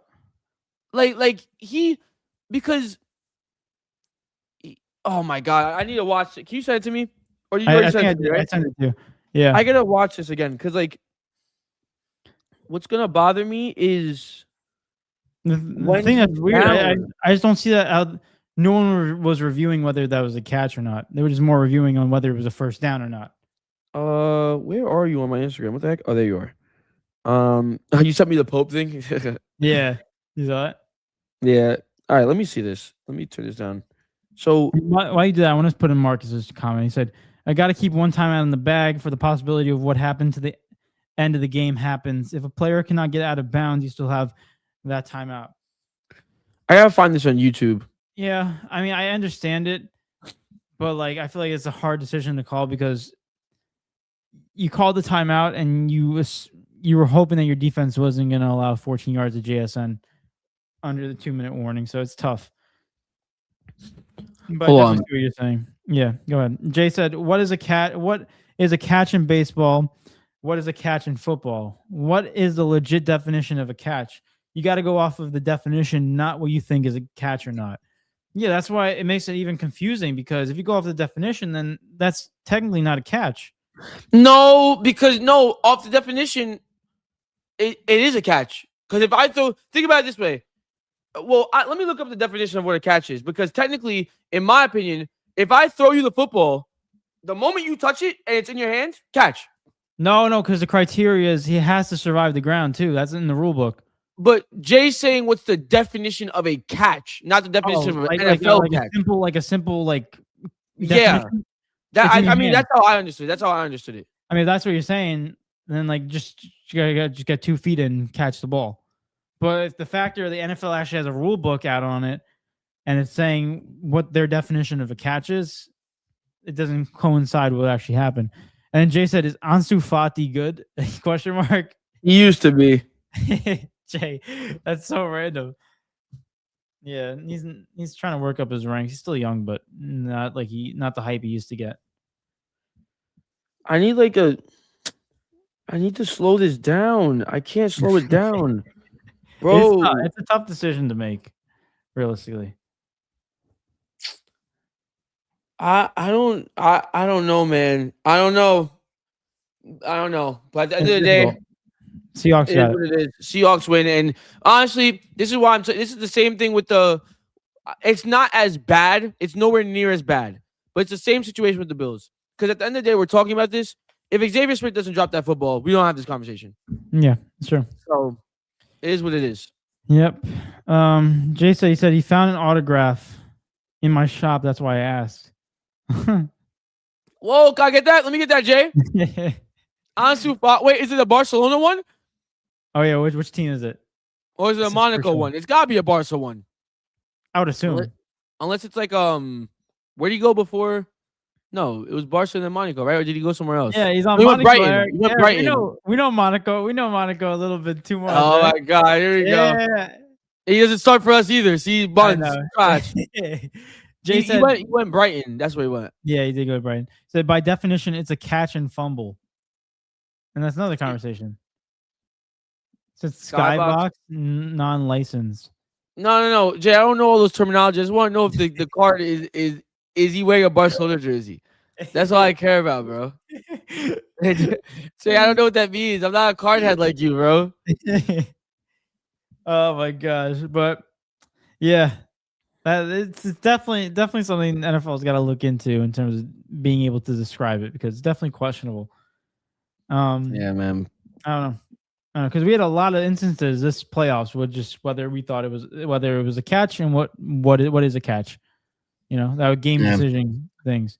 Said he was wearing a Photoshop jersey, no team. Oh. Okay. Oh dang. I still love Fati, man. Oh man, that breaks my heart watching him be the way he is because of the injuries. Yeah, injuries breaks my heart, man. Ansu Fati, he was the chosen one, bro. Yeah. True. What were you gonna say before that? I was just say, do you want to hold Prem till Wednesday? Yeah, I was gonna hold till Wednesday because I gotta go. Gotta go to bed. But yeah, man. Oh, there we go. Jay said red and yellow number 17. Oh. Hey, Fati. Jay, can you send me a picture of it on Instagram? Oh, I'm gonna cry, man. Ansu Fati, man, the chosen one, man. Fati. The print, the oh man, that you supposed to be it. Fati. Oh, I never get playing on FIFA. I'm like Fati. Yo, Ansu, man. Bro, I'm waiting for the day that we reunite for that Monaco Champions League. Yo, man, it's sitting here, it's waiting. We got to make it past round of 16 done. We got to go to quarterfinals now. Oh my goodness! I'm not gonna sell this time. Yeah, and we got to figure out a way to get it videotaped. So, if we had a whole day, if we just videotaped ourselves in the Champions League, dude, we just need an editor. That's all we need. Yeah, that's the issue. I can't pay for an editor right now. I can't do it. No editor yet. So I can do that tomorrow when I'm in the shop. All right. I appreciate you, Jay. Appreciate you. But guys, we're almost hitting that 2-hour mark. We just want to say thank you to every single one of you guys that's tuned into today's episode. We love y'all. We appreciate y'all as always. Thank you for listening to us. And guys, we'll be back on Wednesday. I know this week we got 2 episodes. We're going back to our regular program. Yes, sir. So we'll be back. School starting, so we gotta get into that mind. Yeah, that mindset sucks, dude. It might be a little quick episodes. It might be a little quick. Yeah. Just bear with us. Depends. We'll find our form. Yeah, I mean, I don't want to go to school, bro. I don't want to go to school. This sucks. Trust, David. This is the year D&E Takeover pops off. Trust, bro. I just want to make money. I like realistic. He said, I just want to make money. Like I just want a salary. I just want a salary. Like I want to be able to just live comfy. Yeah, like I can be like, yeah, I'll buy that. Like we're chilling. Like we're good. Like D&E Takeover wants that. Yeah, we want to buy ad promotions. Yeah, we're buying it. We'll do it. We'll do it. No worries. I just tell you that. Marcus he said real ones no. About what? Yeah, about what? Monaco. Oh, saying, Monaco. Oh my goodness. Jay said go to school. Okay, Jay, I will. Don't worry. Yeah, I'll go to school. Even if the podcast is big, I'll still go to school. So we can still do both. Yes, bro. See, we're gonna make so you're gonna be making money outside of school, and then you're gonna go to school, and then after school you make more money. It's all gonna work. It's all gonna work. Yeah. So you got a career opportunity, and I'm digging through cards trying to keep a shop open. Listen, those cards are more valuable than a salary at these days. If you sell them, depends on what they are. Jay, don't worry, bro. Don't worry, bro. I just want to say thank you guys. These are gonna come up, and we're gonna have mad cards to sell, bro. I have to watch. We're gonna create a card situation. It's gonna be great. He said, "Nah, I mean about school and all." He said, "Real ones, no." Oh, okay. I appreciate that, guys. But without further ado, it's been your boy David. It's been your boy Eric, and we are out. We appreciate y'all. We'll check out Wednesday's episode because we got surprise. Hopefully, by Wednesday's episode, we got a new surprise. So check in. It's gonna be a big episode. I'm excited for it. And Super Bowl's booked in. We got NFL predictions done until next week where we get into the Super Bowl. We got Prem predictions next week on Wednesday, and also NBA talk because we haven't talked about the NBA, so it's time. Yes, sir. Without further ado, it's been your boy David. It's been your boy Eric. And we were out. We appreciate every single one of you guys. You guys are the best. Hit that like button, subscribe if you're new. And we'll see you guys back on Wednesday. Peace.